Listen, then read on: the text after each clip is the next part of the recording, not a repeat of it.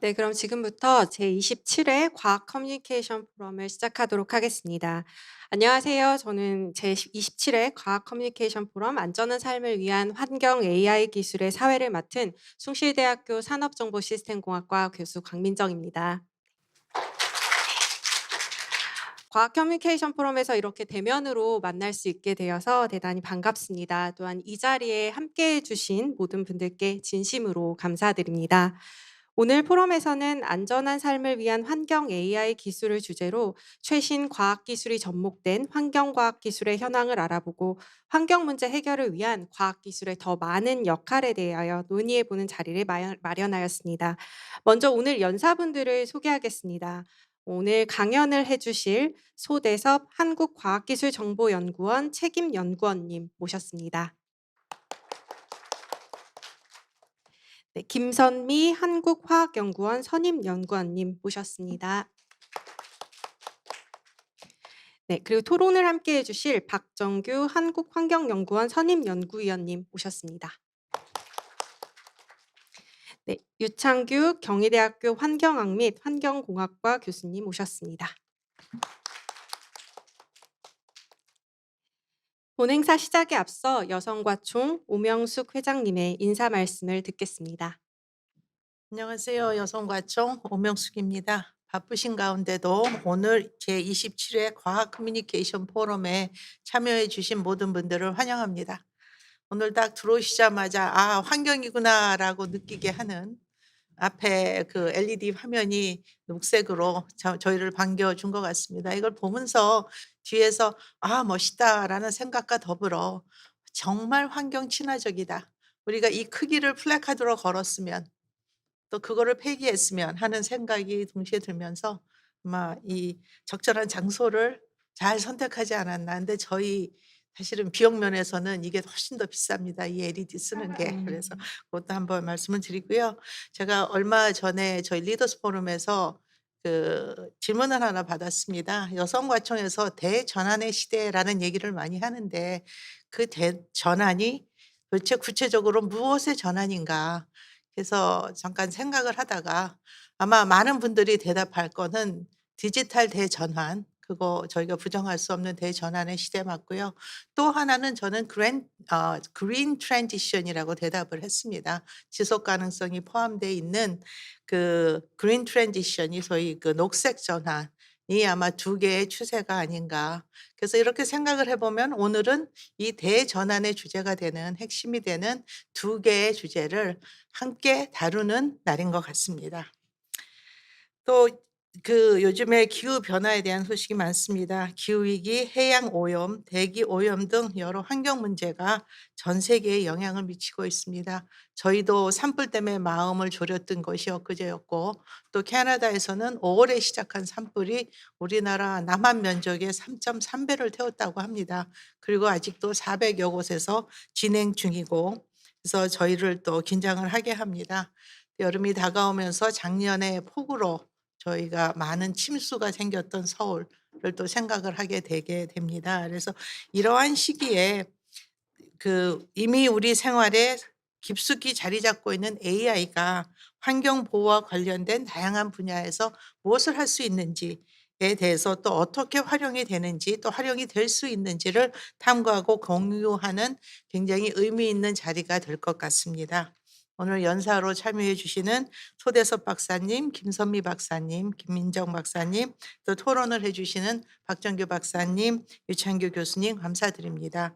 또 오늘의 중요한 포럼을 준비해 주신 여성과청의 과학소통위원회, 우리 여민정 위원장님 이하 여러 위원님들 모두 감사드립니다. 오늘 이 자리를 통해 환경 문제 해결을 위한 더 많은 과학기술의 역할을 한번 논의해 보고 또 고민해 보고 지속 가능한 환경 구축을 위한 협력의 기반을 다지기를 기대해 봅니다. 감사합니다. 오명숙 회장님 좋은 말씀 감사합니다. 오늘 포럼은 총 2시간 동안 진행됩니다. 소대섭 책임연구원님, 김선미 선임연구원님, 김민정 선임연구원님의 강연이 진행된 후 박정규 선임연구원님, 유창규 교수님과 함께하는 토론 및 질의응답 시간이 이어집니다. 먼저 AI 시대의 글로벌 환경 현안, 탄소 중립에 대해 소대섭 한국과학기술정보연구원 책임연구원님의 강연이 있겠습니다. 소대섭 책임연구원님께서는 한국과학기술정보연구원 센터장, 과학기술연합대학원 대학교 부교수, 국가과학기술심의회 전문위원으로 계셨으며 현재 한국폴리텍대학교 강사, 한국공업화학회 부회장으로 활동하고 계십니다. 소대섭 책임연구원님을 앞으로 모시겠습니다.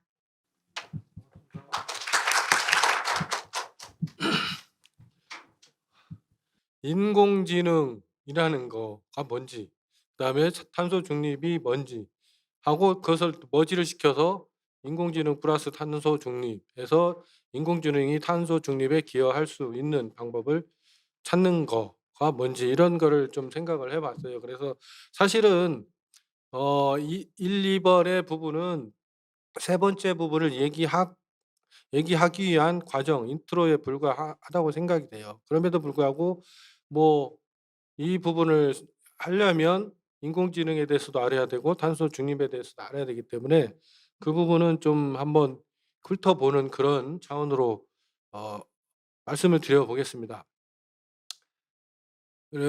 인공지능이나 탄소 중립도 포함이 된다고 봐요. 그거를 사실은 중요하게 화두가 되고 문제로서 이슈가 인식이 되는 부분이 사실 4차 산업혁명 시대라는 거예요. 4차 산업혁명 시대라는 시대에서 지금은 조금 시들어졌지만 여전히 유효한 키워드고 정책 방향이고 기술 방향이라고 봅니다. 그래서 그 4차 산업혁명이 뭔지를 알아야 되기 때문에 다 아시겠지만 2016 년에 다보스 포럼이라고 하는 세계 경제 포럼에서 이 클라우스 슈밥이라는 사람이 정리를 딱 한 거죠. 이때 시점에 2016년 시점에. 그래서 4차 산업혁명에 대한 그 정의를 하면서 거기에 따르는 여러 가지 기술적인 부분, 이 부분을 참고를 하면 되실 것 같아요.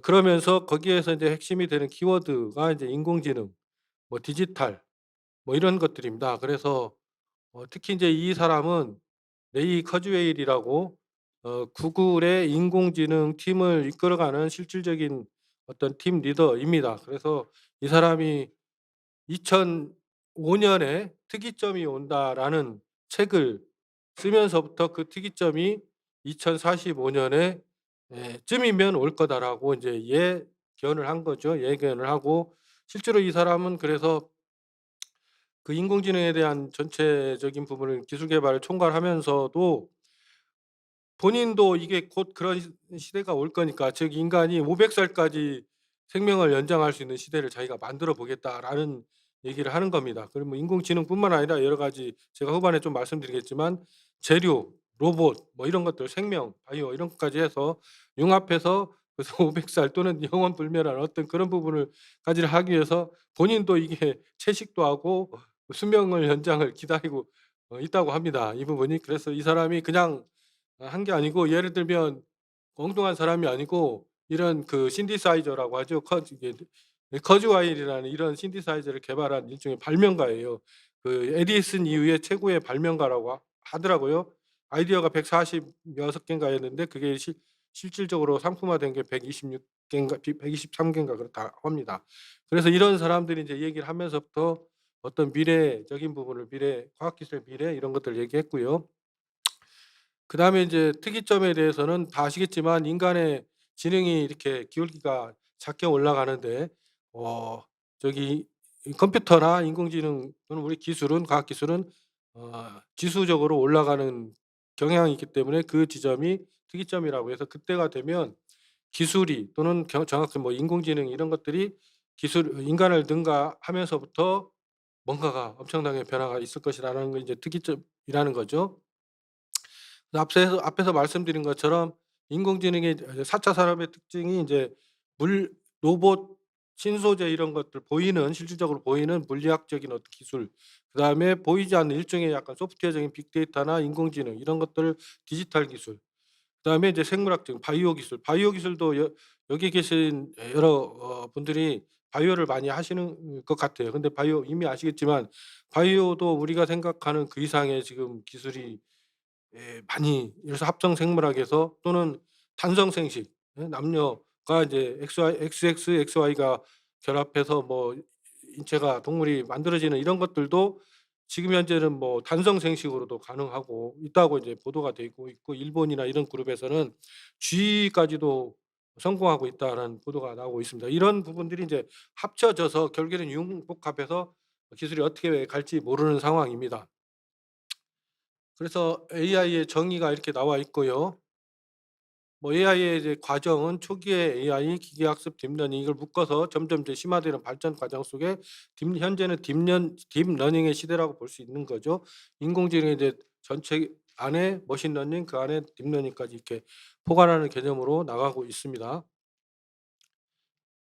참고를 하시면 되고, 그래서 얼마 전까지는 네로우 제일 밑에 네로우 협의회 또는 약 인공지능이 있었는데, 지금 단계에는 이 두 번째 단계 제너럴 일반 인공지능 정도의 초기 단계에 진입했다고 이제 사람들이 대체로 보는 거예요. 그리고 더 나아가서는 멀지 않아서는 그 슈퍼라는 말이 들어갑니다. 슈퍼 인공지능, 초인공지능 이런 얘기를 하면서 이제 그 슈퍼 인공지능이 되면서부터는 인간보다 지능이 10,000배나 100,000 배, 그러니까 우리 인간 지능이 한 100 정도 IQ가 된다고 하면 10,000에서 100,000 정도가 된다는 거죠.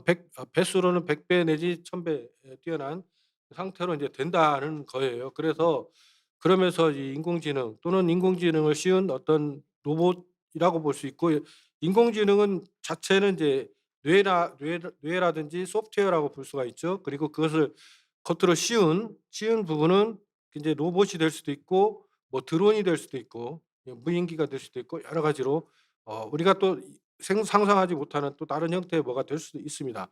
그런 부분이 되면 이제 스스로 자가 발전 또는 자가 스스로 진화할 수 있는 그런 시대가 온다는 거죠. 그래서 특별히 이제 작년에 11월 30날 챗GPT가 나오면서 거기에서 이제 나오는 게 생성형 인공지능이라고 합니다. GPT의 G가 제너러티브니까 생성형 인공지능 입니다. 그 부분이 이제 강인공지능으로 되는 과정 초기 단계에 있고, 현재는 딥러닝이 이 정점에 와 있고, 이게 이제 사실은 여기에서 같은 어의 일반적인 모형적인 그림이잖아요. 그래서 사실은 이 인공지능, 딥러닝을 포함한 인공지능이 여기 어디까지는 떨어질지 몰라요. 떨어지는데 이제 과연 어디까지 떨어지고 이게 기울기가 적게 떨어질지, 그리고 바로 치고 올라올지는 이제 상황에 따라 다른데 그런 상황입니다. 그래서 결국에는 어 아까 이제 슬라이드에서 그냥 넘어갔는데 1956 년에 다트머스 회의라는 데서 인공지능이라는 존 맥카시라는 미국 과학자가 인공지능이라는 용어를 처음 쓰면서 시작했던 인공지능의 발전사가 현재는 인간의 지능을 넘어서는 단계에 오고 있지 않았느냐. 그리고 챗GPT라고 보면 이제 여기 보면 챗GPT라고 나와 있는데 챗봇이라고 합니다, 통상. 그래서 이게 지금 1960 년대부터 이미 앨리스라는 챗봇이 나왔었어요. 그래서 쭉 발전해서 현재 챗GPT라는 거고, 여기에 보시면 이제 허라는 영화가 있는데 사실은 어 혹시 보신 분 계세요? 허라는 영화?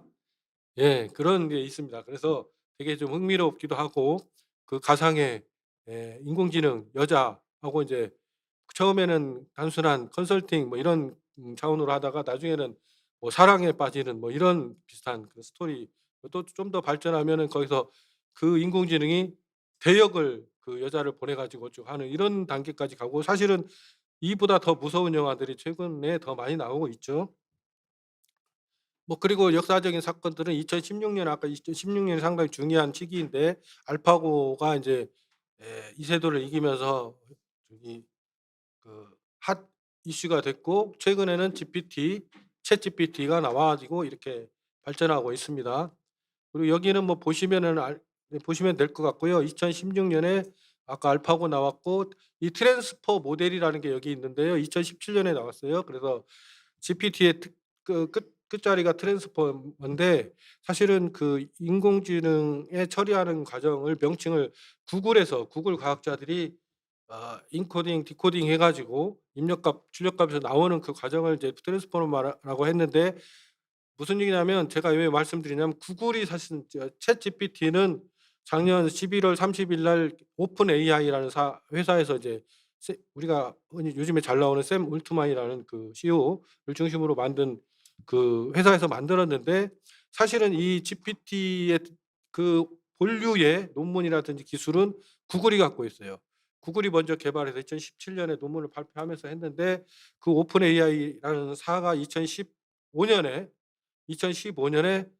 우리가 아는 그 마이크로소프트 빌 게이츠하고 테슬라의 일론 머스크 이런 사람들이 투자를 했어요. 투자를 해서 비영리 법인으로 만들었는데, 그러니까 그 기업이 아니었어요, 사실은 어떻게 보면.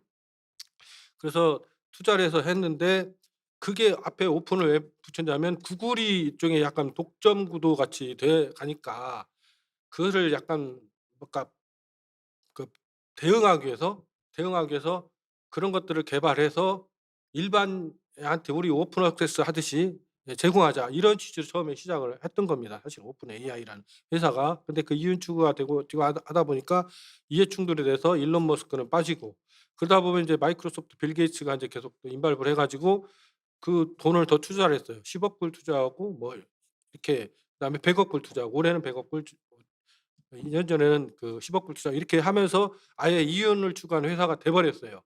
그러면서 최근에 이제 GPT, 여기 다음에 나오는 거요. GPT 3.5 까지는 약간 오픈 경향이 있어요. 그래서 무료로 줬잖아요.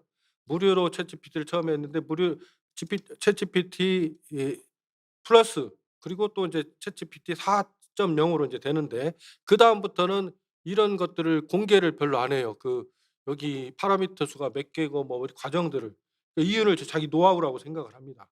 그래서 그 어쨌든 그렇게 변화가 됐어요. 이렇게 됩니다. 그리고 이제 제 이 슬라이드는 왜 넣냐면, 우리나라의 이거 인제 그 글로벌한 추세고요. 밑에 보면은 한국에서도, 제가 앞으로 나가겠습니다. 한국에서도 이제 뒤따라서 많이 개발을 합니다. 그래서 보면 2021년 5월부터 네이버의 하이퍼클로바, LG의 엑사원, 뭐 쭉 해서 카카오, SK텔레콤, KT의 믿음이라고 믿음을 썼어요. 이게 이제 다 약자가 있는데, 이런 식으로 해서 쭉 개발하고 있습니다, 한국에서도 그 못지않게. 예. 그래서 이렇게 발전했고, 지금 현재는 이제 2020년 이후에는 초거대 생성형 AI, GPT 또는 거대 AI에서 라고 합니다. 그 부분까지 이제 발전하면서 인간의 지식 영역까지 활동하고 뛰어넘는 단계에 이제 도달하려고 하고 있습니다. 그래서 더 나아가서는 처음이라는 게 이제 그 2000년 전쯤, 2020년 전쯤에는 사실은 로봇이나 인공지능이 사람의 기계적인 어떤 부분, 물리적인 부분, 노동력 이런 걸 대체하는 거였는데, 그 이후에는 어떤 지식을 넘어서 생각과 인지, 심지어 사랑하고, 그다음에 윤리적이고 종교적인 부분까지도 인공지능이 이제 자기 영역을 확대하고 있는 상황입니다, 실제로. 그리고 더 나아가서는 이제 마인드 업로딩이라고 해서 뭐 이런 기술까지 해서 심어서 사람하고 유사하게 가고 있는 그런 부분이 있고, AI 시장이 AI 전체 시장은 36.1%로 성장하고 있고, 대화형은 22.4%, 그다음에 챗봇 시장은 23% 정도로 고성장을 하고 있다는 상황이고, 일자리 부분은 그냥 이렇게 쭉 유인물을 보세요. 그 가장 우리가 두려워하는 게, 인공지능이 발전하면서 두려워하는 게 일자리 부분인데, 그 부분을 이제 대체하기 힘든 일자리의 부분을 이렇게 쭉 해 놨어요. 그런데 이제 여기서도 보면 이게 조금씩 더 달라지는 것 같아요, 오히려 인공지능이 엄청나게 빠르게 발전하니까. 그리고 그런 일반적인 얘기들은 이제 제가 말씀 안 드려도 많이 알기 때문에 좀 생략을 하고, 그냥 이거는 좀 재미있는 그런 부분이 있어서 2050 미래사회 보고서 서울대 교수님이 했는데, 2090년 또는 2050년쯤에는 계급이, 대부분의 사람들이 99% 이상이, 우리 같은 일반인들이에요. 일반인 지식 노동자를 포함해서 다 프레카리아트라는 계급으로 전락을 할 수 있다라는 이제 보고서가 있습니다. 아 그리고 인제 아까 말했던 융복학 기술에서 어 생물학, 나노 물리학 이런 부분들이 이제 쭉 인공지능하고 이제 해서 이렇게 발전합니다. 탄소 중립에 대해서 이제 말씀을 드리면 탄소 중립의 정의가 있죠. 정의를 이렇게 다 아실 거예요. 저보다도 더 환경하시는 분이기 때문에. 그래서 추세가 이렇게 있고요. 그다음에 뭐 다 아시겠지만 92 년에 유엔 기후 협약, 기후 변화 협약에서부터 출발해서 교토 의정서, 파리 기후 변화 협정 2015 년에 2021 년에는 그 20년 여기에 이제 미국이 트럼프 대통령이 파리 협정을 탈퇴를 했는데 바이든이 되면서 복귀를 했죠. 그러면서 보다 더 이제 적극적으로 탄소 중립에 이제 정책적인 어떤 우선순위를 두고 있다는 말씀을 드리는 거고, 우리나라는 93 년도부터 기후 변화 협약에 가입을 했고 바로 얼마 안 되죠. 좀 빠르게 가입을 한 겁니다. 그리고 이런 것들 이제 교토 의정서도 가입하고 쭉 해서 2020년 12월 말일일 거예요, 아마. 그때 이제 여기에다가 온실가스 감축 목표를 에, 제출했고, 아 저탄소 발전 전략도 제출했습니다. 이런 과정을 겪었고, 주요국의 정책을 보면 EU, 미국, 중국, 일본들이 있고, 또 여기 이제 법안도 쭉 있습니다. 뭐 아리백이라는 거 다 아시죠? 아리백이라는 게 리뉴얼 에너지 100%, 그러니까 재생에너지 100%를 쓰겠다라는 거고, 이 부분은 뭐 여기서 보면 사실은 이게 생각보다 심각한데, 우리나라 현재 뭐 상황이 다른 그 심각한 일들이 너무 많아서 그런지 이렇게 별로 이슈화가 안 돼요. 그 애플사 같은 데가, 우리가 삼성전자가 애플에다가 많은 그 반도체나 부품을 납품하고 있잖아요. 근데 거기에 대해서 이 아리백 또는 그 애플이 제시하는 그 탄소 저감 목표치에 도달하지 않으면 그 제품을 안 사 주겠다는 거예요. 안 사겠다는 거예요. 그래서 그 부분을, 그래서 아리백이라는 것은 사실은 자발적인 기업체들의 일종의 캠페인 같은 거예요. 어떤 딱 그 뭐 기구가 사실 아니에요. 사실은 협의체 뭐 이런 겁니다. 그래서 그랬는데 그거를 그 대기업이 그 제품을, 삼성전자 반도체를 안 쓰겠다라고 선언하는 그런 부분에 이제 이르기 때문에 아리백이 중요합니다. 그래서 그 각각의 기업의 탄소 중립 추진 현황이 쭉 있고요. 우리나라 네이버, LG전자까지를 제가 정리를 해 봤습니다. 그래서 우리나라는 2020 년에 2050 탄소 중립 추진 전략, 아까 2020년 이거를 바탕으로 2020년 12월 말에 저기 유엔에다가 제출을 합니다. 이렇게 됐고요. 당면 과제 뭐 이거는 넘어가 보겠습니다. 그래서 뭐 해수면이 사실은 음 뭐랄까 10 센티만 올라가도 인구 1,000만 명이 해수면 상승에 영향을 받고 1.5 도씨 초과시 남극 해빙이 이제 문제가 있다라는 거고요. 그래서 인제 마지막으로 이 얘기를 하려고 한 건데, 탄소 중립 인공지능이 탄소 중립에 해답이 될 수 있을까?"라고 제가 GPT-4에 한번 물어봤어요. GPT-4에 물어보니까 얘가 잘 정리를 했어요. 근데 좀 표면적이긴 하더라고요. 또 질문을 더 깊이 해 가면 할 거예요. 나오긴 할 건데, 그것도 인제 나중에는 제가 정리해야 되는 건데, 어쨌든 해 보니까 뭐 에너지 효율성, 그다음에 가능 에너지 관리, 그다음에 탄소 포집 및 저장, 지속 가능한 공급 체인, 기후 연구와 모델링 이런 쪽에 기여를 할 수 있다라고 인제 GPT-4가 4에서 얘기했고, GPT-3.5에서는 아까 4라는 거는 뭐랄까 유료예요. 그리고 여기는 무료인데, 이렇게 해 보니까 비슷하지만 쪼금 뭐랄까 전문성이라 그럴까? 깊이가 좀 떨어지는 그런 게 있습니다. 그래서 이것 자체가 인공지능이 사실은 탄소 중립에 써 먹을 수 있는 거라고 보는데, 그래서 기대를 해 보면, 정리를 해 보면 이제 에너지 사용 최적화를 위한 탄소 배출량 자동 측정 관리, 이게 BCG 보고서에 나오더라고요, 보니까. 그래서 배출가스를 모니터링하거나 배출가스 예측하거나 배출가스를 감축하는 데 유용하게 쓸 수 있다. 그래서 실질적으로 캡제미니 연구소에서 설문조사를 해 보니까 이걸 AI를 활용한 기업에서 48%의 탄소 저감 감축 효과를 냈다. 그리고 어 온실가스가 12.9%, 전력 효율 10.9% 향상이 됐다. 이렇게 쭉 나옵니다.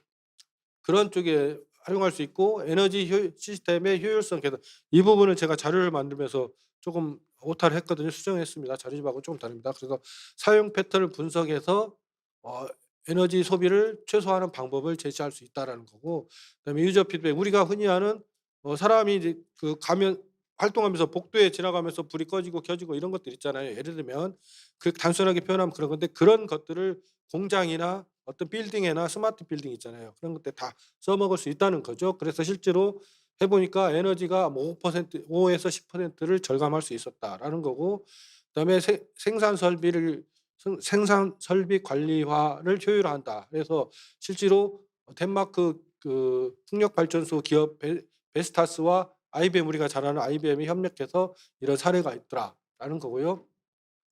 그다음에 운송 물류 부분에서도 여러 가지로 우리가 다 알지만 경로를 최적화하거나 이런 것들을 통해서 에너지가 많이 저장이 되는 겁니다, 사실은. 뭐 우리가 쓰는 흔히 쓰는 내비게이션 자체도 내비게이션 쓸 때하고 안 쓸 때하고 시간과 거리를 단축시킨다든지 해서 에너지를 많이 저감하는 거고요. 그다음에 다른 그냥 물류 자동차에서도 최적 경로라든지 방법이라든지 그걸 합니다. 그리고 저장 창고에서도 마찬가지고 아마존에서 그런 걸 많이 쓰는데 이런 것들이 있고요. 그래서 보면 뭐 스마트팜, 스마트 팩토리, 자율주행, 스마트 그리드, 스마트 빌딩 뭐 이런 데서 다 쓰는 게 이제 AI를 통해서 탄소 저감할 수 있는 방법이 되는 거고, 또 더 나아가서 대기 오염에 대한 감시, 추적, 뭐 산림 벌채라든지 이런 것도 하고 있습니다. 그리고 쓰레기 처리, 플라스틱 재활용하는 데도 또 AI를 쓸 수 있고, 또 실제로 영국의 남국조사 이 팀하고 앨런 튜링 연구소에서 개발해서 아이스넷이라는 실시간 해빙 상태 예보 시스템으로서 실제로 해빙이 어떻게 녹아내리고 이런 것들을 정확도가 95%로 예측했다고 합니다. 그런데 또 이제 이게 우려도 있어요. GPT가 아니고 이제 그 AI 또는 어 GPT를 포함한 AI를 쓰려면 엄청난 그 에너지가 소모가 됩니다. 에너지가 소모가 된 전력이나 에너지가 소모가 된다는 것은 그만큼 탄소 배출을 많이 하는 그런 부분에 우려가 되게 큽니다. 그래서 뭐 예를 들면 GPT-3 한 번 학습하는데 1.3 기가와트라고 하는데 이 규모가 상상이 안 가기 때문에 한국 전 하 우리나라 전체의 1 분간의 소모 전력이라고 합니다. 그리고 자동차 70만 킬로미터 이동하는 에너지가 들어가는 거고, 이거를 정화하기 위해서는 소나무 8,500만 그루가 필요하다고 합니다. 이런 정도로 이렇게 에너지 소모가 많기 때문에 거기에 대한 우려가 매우 있습니다. 그리고 그래서 제가 이제 마지막으로 정리를 해 봤는데, 결국에는 AI를 통해서 탄소 중립 이 부분을 해결하려면 기후 변화 해결을 위한 목적의 AI 도구를 개발해야 된다. 그러려면 그런 목적의 AI를 개발하기 위한 우선순위를 둬야 되고 연구 자금도 많이 지원을 해야 된다. 그리고 또 하나는 아까 AI가 전력을 소모하고 많이 한다고 그랬잖아요. 그렇기 때문에 그런 부분을 그 각각 개별적으로 이 회사 저 회사 다 하지 말고 좀 연합해서 하자. 그래서 같이 쓰자. 같이 공유를 하자. 이런 부분입니다. 그래서 공유 플랫폼이라든지 연합학습 AI 이런 것들을 개발하자라는 거고, 전력 소모 최소화하는 기술을 기본적으로 개발해야 되겠다. 그래서 하드웨어라든지 AI 반도체라든지 그다음 GPU 이런 거 돌리는데 엄청나게 전력을 소모 많이 하는데 이런 부분들 대체 기술을 개발해야 되겠다는 거고, 또 AI 자체가 윤리적으로 사용하는데 윤리적으로 여러 가지 우려나 문제점들이 많이 있습니다. 그렇지만 그런 부정적인 쪽에 쓰지 말고 이런 환경이나 탄소 중립이나 기후 변화에 대응할 수 있는 좋은 쪽으로 쓸 수 있는 윤리적인 사용을 하는데 우리가 AI를 많이 써야 되겠다라는 거고, 그다음에 이 AI 활용하다 보면 탄소 중립이 됐든 다른 거가 됐든 부문 간, 계층 간, 국가 간 이 관계자 간에 어떤 충돌이나 이견이 많습니다. 빈국과 선진국가라든지 이런 것들이 이해와 협력이 돼야 되는 거고, 그 정치적으로 또 뭘까 외교적으로 이런 분들이 많이 있는데 그런 것들을 해야 되는 거고, 그다음에 민간, 정부, 학계, 시민단체 등 사회적 합의와 거버넌스가 필요하다. 결국에는 이런 것들이 좀 전제가 될 때 인공지능이 탄소 중립, 기후변화 해결을 위한 중요한 도구가 될 수 있을 거라고 저는 생각합니다. 이 정도까지 말씀드리겠습니다. 감사합니다. 네, 소대섭 책임연구원님 강연 잘 들었습니다. AI가 탄소 중립 기후변화 해결에 어떻게 기여할 수 있을지 다방면으로 생각해 볼 수 있는 좋은 시간이었던 것 같습니다. 감사합니다. 자, 이어 김선미 한국화학연구원 선임연구원님께서 AI 기술을 적용한 복합 위해성 관리 기술의 주제로 강연하시겠습니다. 김선미 선임연구원님께서는 여성환경연대 환경건강팀 간사, 서울대학교 보건환경연구소에서 연구교수로 계셨습니다. 생활화학물질의 위해 관리에 AI 기술을 적용하는 연구를 진행하시며 현재 한국환경보건학회 편집이사, 환경부 화학물질평가위원회 위원을 맡고 계십니다. 김선미 선임연구원님을 앞으로 모시겠습니다. 네, 소개 감사드립니다. 저는 오늘 AI 기술을 적용한 복합 위해성 예측 기술 개발에 대해서 이제 좀 얘기를 해보려고 합니다. 저 개인적으로는 이게 여성 과총에 좀 애정이 있는 편인데요. 뭔가 활동을 많이 한 건 아니지만 이제 대학원 다닐 때 이제 연수 지원을 받아서 다녀온 적도 있고, 이제 그 엄마 대학원생을 지원하기 위한 이런 프로그램을 하신 적도 있어서 이런 과학 커뮤니케이션 포럼에도 이렇게 초청해 주시고 정말 감사하게 생각하고 있습니다. 저는 이제 앞에서 AI 기술에 대해서 인제 워낙 잘 설명을 해 주셔서 저희 환경 보건 분야에서 어떤 이슈에 대해서 먼저 좀 이야기를 해 보려고 합니다. 네. 갑자기 yesterday의 한 구절이 "I'm not half the man" 이라고 있는데요. 이게 한 기사에서 제가 캡처를 해 왔습니다. 2021 년에 카운트다운이라는 책이 발간이 되었어요. 그러니까 '인류 멸종을 위한 카운트다운이 시작되었다.' 어떻게 보면 저는 좀 자극적이라고 생각을 했었는데, 이 책의 모티브가 된 연구 과제는 이제 이 99라고 써져 있는 저기서부터 시작이 됩니다. 1970 년에 이제 남성들의 정자 수를 조사를 해 봤을 때는 99 밀리언이었는데, 이것이 2010 년에 와서는 47 밀리언으로 줄어든 거를 볼 수가 있습니다. 이것이 계속될 경우 2050 년에는 15 밀리언까지 감소를 해서 예측치이기는 하지만 옛날 1950 년에 비해서 100년 후가 되면 거의 10%에 가까운 수준으로 줄어들고 있고, 이게 맨 왼쪽에 보시는 잃어버린 미래 또는 도둑맞은 미래라고 번역되는 이 stolen future에서 얘기했던 내분비계 교란, 그걸로 인한 건강 위협들이 계속되고 있다는 것을 단적으로 보여주는 하나의 연구라고 생각이 됩니다. 이와 함께 어린이들의 성기 기형이라든가 갑상선 저하증 문제, 당뇨병이나 여성 질환 등등 많은 부분에 있어서 질환들이 증가하고 있는 추세입니다.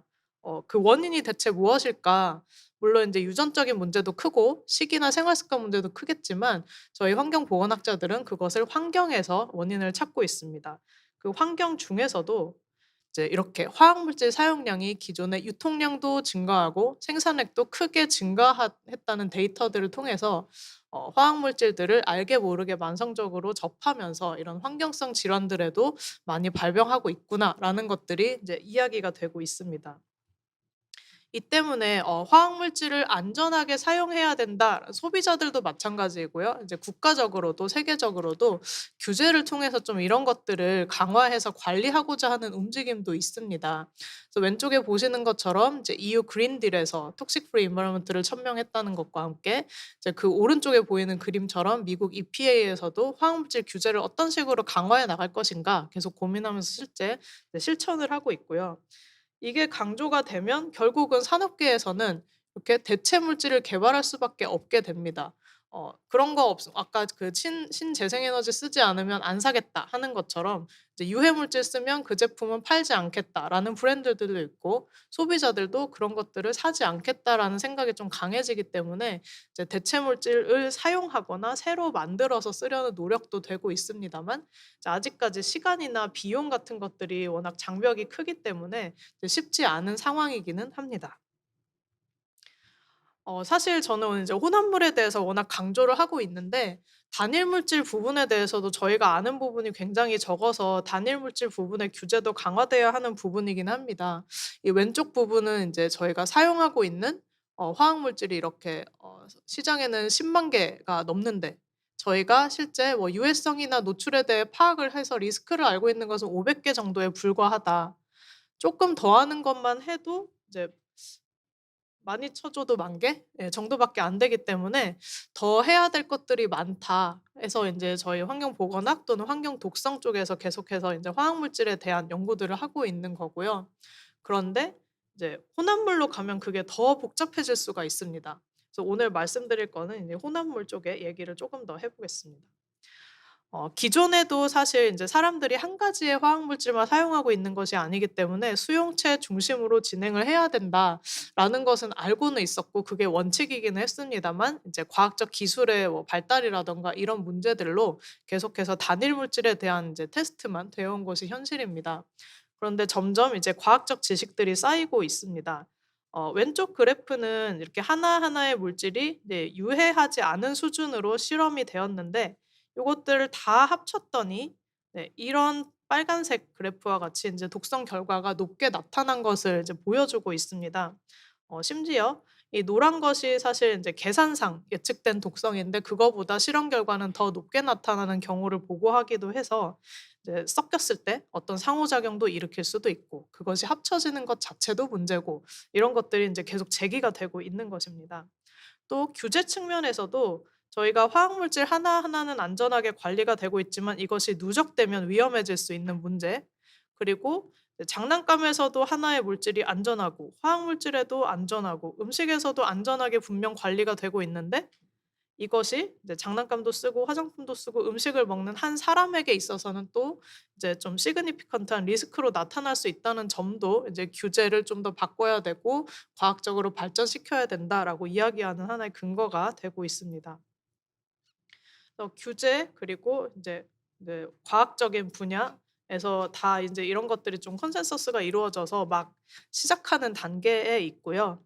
산업계에서도 사실 이게 좀 경제적 부담이 되고 있어서 요런 것들을 지원하기 위해서 이제 저희 화학연구원에서도 이제 대체 물질 개발이라든가 이런 것들에 대한 정보 제공을 좀 디지털화하고 DB화하고 예측해 보고 이런 연구들을 같이 하고 있는 거라고 네 보시면 되겠습니다. 그동안 그러면 '독성을 왜 미리 예측을 해야 되느냐.' 이렇게 생각하실 수도 있는데 기존에 인제 대체 물질이 사용된 사례들이 있었어요. 근데 이제 좀 실패한 사례들도 많이 있었어요. 비스페놀 A 같은 것도 좀 유명하니까 많이 아시겠지만 비스페놀 A가 환경 호르몬이어서 규제가 되었지만 S로 바뀌었고 F로 바뀌었고 Z로 바뀌었고 하지만 그것들이 비스페놀 A와 비슷한 독성을 나타내면서 사실상 대체의 의미가 없게 된 경우가 있습니다.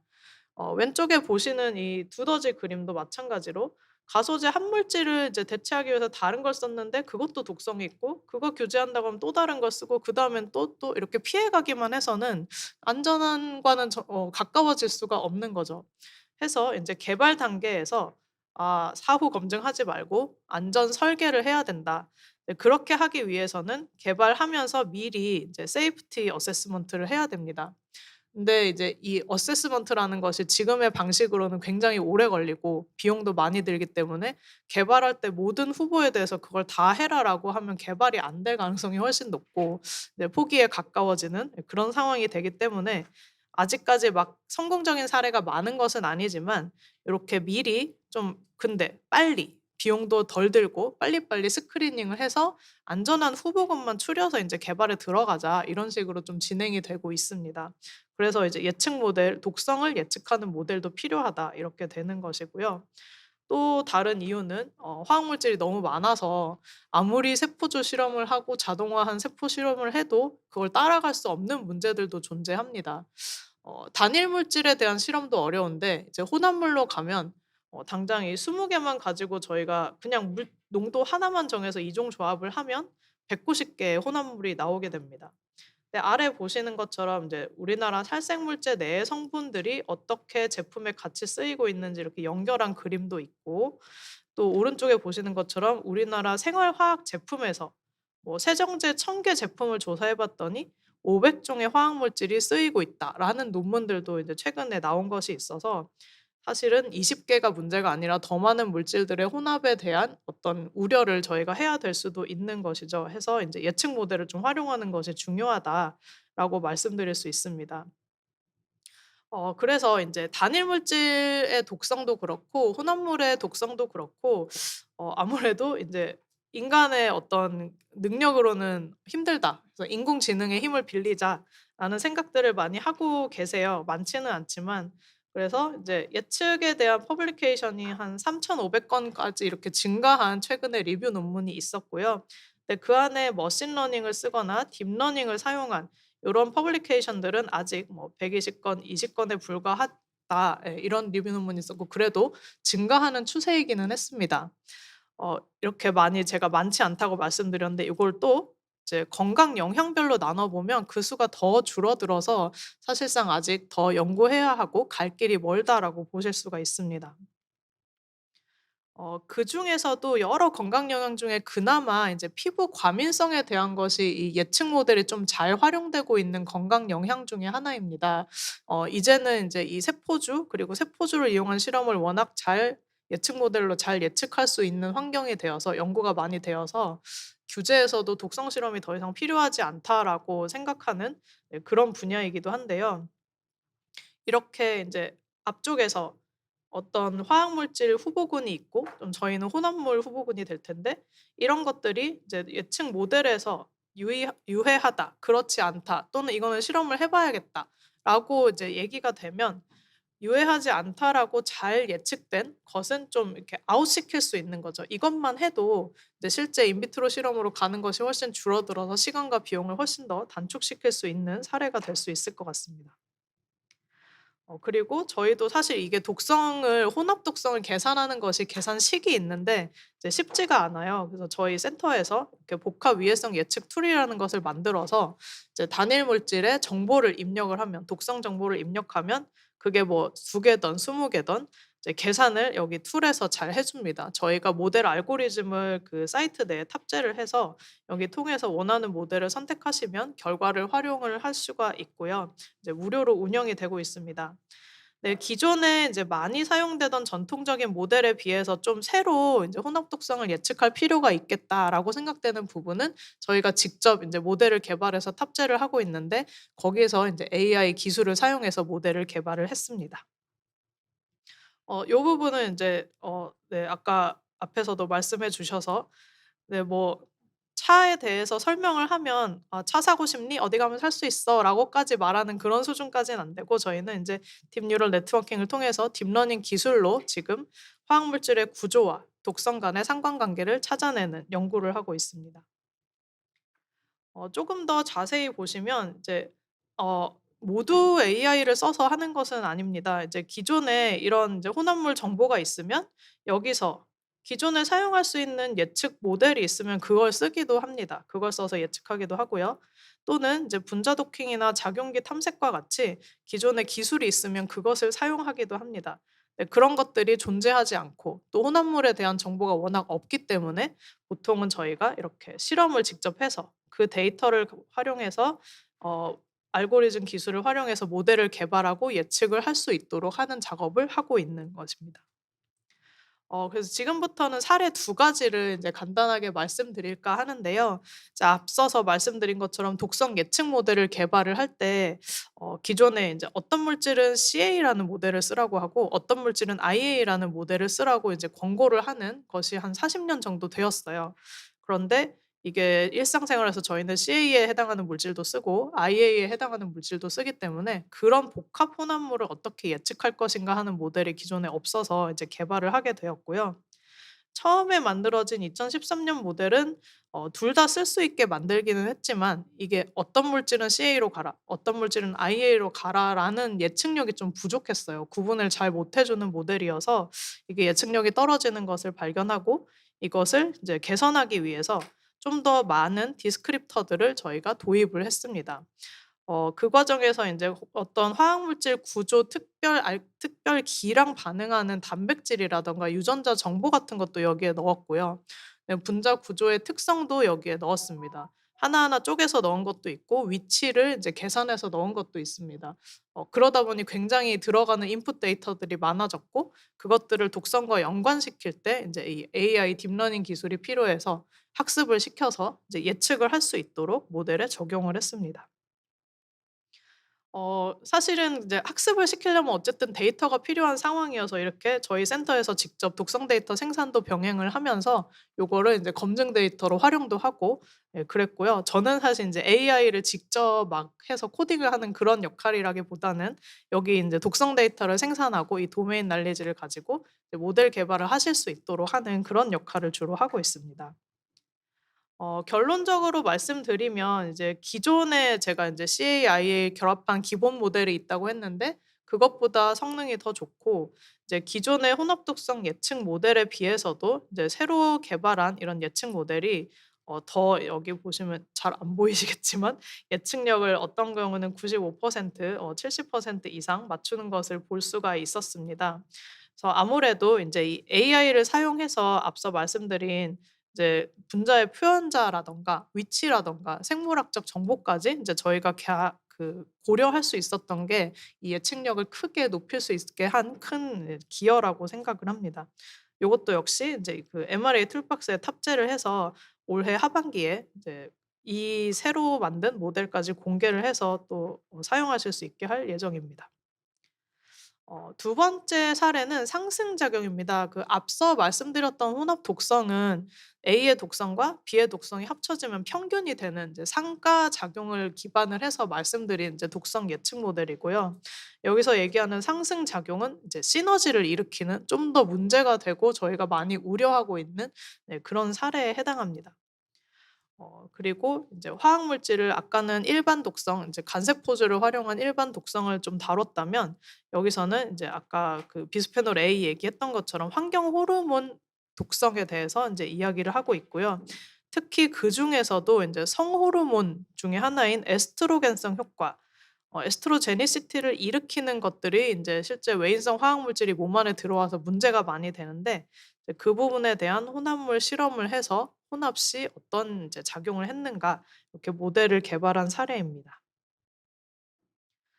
예 그 앞서 인제 구조로 좀 설명을 드려서 비상호작용이 사실은 90% 이상이 여기에 해당되긴 합니다, 혼합 시에. 하지만 이제 상호작용을 일으키는 경우도 발생을 하기 때문에 기량은 독성이 더 작아지는 것이라서 저희가 사실 좀 우려하지 않고 있고요. 강화작용도 일부러 촉매 같은 걸 넣어서 인제 뭐 일으키는 것이기 때문에 저희가 컨트롤이 가능한 부분이라고 보고 있습니다만 네 상승작용 같은 경우는 그렇지 않을 수가 있습니다. 해서 요 부분을 좀 집중적으로 저희가 연구를 해 보았고요. 그걸 위해서 우선은 저희 그 화학연구원에 또 이렇게 빅데이터를 생산하실 수 있는 로봇팔이 막 이렇게 실험을 해 주는 그 하이스루프 시스템을 가진 센터가 또 이제 저희 센터 말고 있어요. 그래서 같이 협업을 해서 연구 과제를 수행을 하면서 이제 에스트로겐 수용체 유전자 전사 활성을 평가할 수 있는 시스템을 가지고 여기 HT 시스템에 적용을 했어요. 시스템을 해서 10만 개 이상의 막 그 혼합물 데이터를 이제 만들어 내시고 그 과정에서 봤더니 원래는 요렇게 예측한 파란 곡선처럼 빨간 것도 따라가는 것이 인제 정상입니다. 실험도 잘 된 거고 평균적인 경향이 나오는 건데 여기 보시는 것처럼 이렇게 가끔씩 파란색으로 가야 정상인데 이렇게 높아지는 경우들이 이렇게 발견이 되었습니다. 그런 조합들을 또 관찰을 해 보니까 몇몇 물질들이 들어갈 때만 유독 그런다는 것도 알게 되었습니다. 그래서 이걸 좀 분석을 해 보면 저희가 '앞으로도 상승을 일으키는 무슨 원인을 찾을 수 있지 않을까.'라고 생각을 해서 인제 그거 가지고 예측 모델을 만들기 시작했고요. 여기서도 마찬가지로 앞에랑 거의 알고리즘이나 단계는 비슷합니다. 저희가 데이터셋을 이제 만들어서 시너지즘이 있다 없다로 구분해서 일단 데이터셋을 넣었고요, 구분을 해서. 그것을 인제 디스크립터 캘큘레이션을 시작을 합니다. 또 아까 보여 드렸던 것처럼 분자 구조를 인제 도식화하고 계산화하는 것이고 이것이 합쳐졌을 때 어떻게 되는지에 대한 디스크립터 그리고 요 데이터들이 인제 잘 정리가 되면 학습시킬 데이터로 구분을 합니다. 나머지는 인제 밸리데이션을 위해 남겨 두고 요걸 가지고 이제 인공지능 학습을 시켜서 결론을 도출하게 만듭니다. 여기서 남아있던 데이터 그리고 HTS에서 실험한 게 아니라 진짜 생판 남이 실험한 데이터를 가지고 와서 인제 최적화하는 작업도 진행을 했습니다. 또 옆에 보시는 것은 역시 제가 돌린 것은 아니고 인제 인공지능 활용해서 모델 개발하시는 팀에서 제공해 주신 영상이고요. 보면 퇴근할 때 인제 밤새 이렇게 일을 시켜 놓고 가시더라고요, 모델 개발하시는 분들은. 그래서 앞에 들어가는 이런 물리화학적 특성, 분자 구조에 해당하는 그런 것들이 어떻게 생물학적 데이터랑 만나서 상승을 일으킬 수 있고 또는 그렇지 않을 수 있고를 예측을 직접 할 수 있게 시켜서 요걸 가지고 저희가 최종적으로 프레딕션에 활용을 했습니다. 개발된 모델은 이제 지금은 약간 베타 버전처럼 논문 제출하고 있는 중이어서 이렇게 이제 좀 오픈된 R-Shiny 앱으로 공개를 하고 있는데요. 화학 물질의 정보 그리고 조성을 넣으면 그 둘이 만났을 때 시너지가 있을까 없을까를 인제 결과로 표출을 해 줍니다. 단순히 상승이 있다 없다를 이제 보여주는 모델이어서 그런 결과를 얻으실 수 있고 그 모델에 대한 퍼포먼스라든가 정보도 여기에 함께 제공을 하고 있습니다. 그래서 인제 계속 말씀드렸지만 이런 상승 작용이 잘 예측이 되면 결과적으로는 좀 이게 저희가 대상으로 한 것도 전부 생활화학 제품이나 살생 물질에 쓰이는 성분들이었어요, 실험한 것들이. 그래서 인제 '제품 관리에 쪼금이나마 도움이 되는 그런 과학적 근거가 될 수 있지 않을까.'라고 기대를 하고 계속 연구를 수행하고 있습니다. 마지막으로 말씀드리면 앞서서는 일반 독성 그리고 성호르몬 교란 독성에 대해서 말씀드렸지만 사실 그 외의 건강 영향들에서도 얼마든지 이런 혼합 효과가 일어날 수가 있을 것입니다. 그래서 지금 피부 과민성, 뭐 호흡기 독성 아니면 신경 발달 등등 갑상선 호르몬까지 이런 것 다양한 건강 영향들을 좀 종합해서 저희가 혼합물의 독성을 예측하는 모델을 지속적으로 만들려고 하고요. 이제 요런 것들이 특히 상승 효과를 고려할 수 있도록 이제 개발이 된다면 역시 앞서서 말씀드렸던 대체 물질 개발 과정에서 좀 더 빠르게 유해성을 검증하고 안전한 제품 설계를 지원할 수 있는 그런 기반 기술이 될 것이라고 생각합니다. 감사합니다. 네, 김선미 선임연구원님 감사합니다. 화학물 독성 예측 기술이 점점 더 빨리 발전해서 우리 삶이 더 안전해졌으면 하는 기대를 하게 되었습니다. 감사합니다. 자, 이제 김민정 한국철도기술연구원 선임연구원님께서 AI 기술을 활용한 철도 환경 및 안전 관리 기술의 주제로 강연하시겠습니다. 김민정 선임연구원님께서는 AI 기법을 활용한 지하철 실내 미세먼지를 관리 연구하고 계시며 구리시 미세먼지 대응대책위원회, 서울 글로벌 챌린지 조직위원회에 참여하였습니다. 현재 안양시 화학물질 안전관리위원회 위원으로 활동하고 계십니다. 김민정 선임연구원님을 앞으로 모시겠습니다.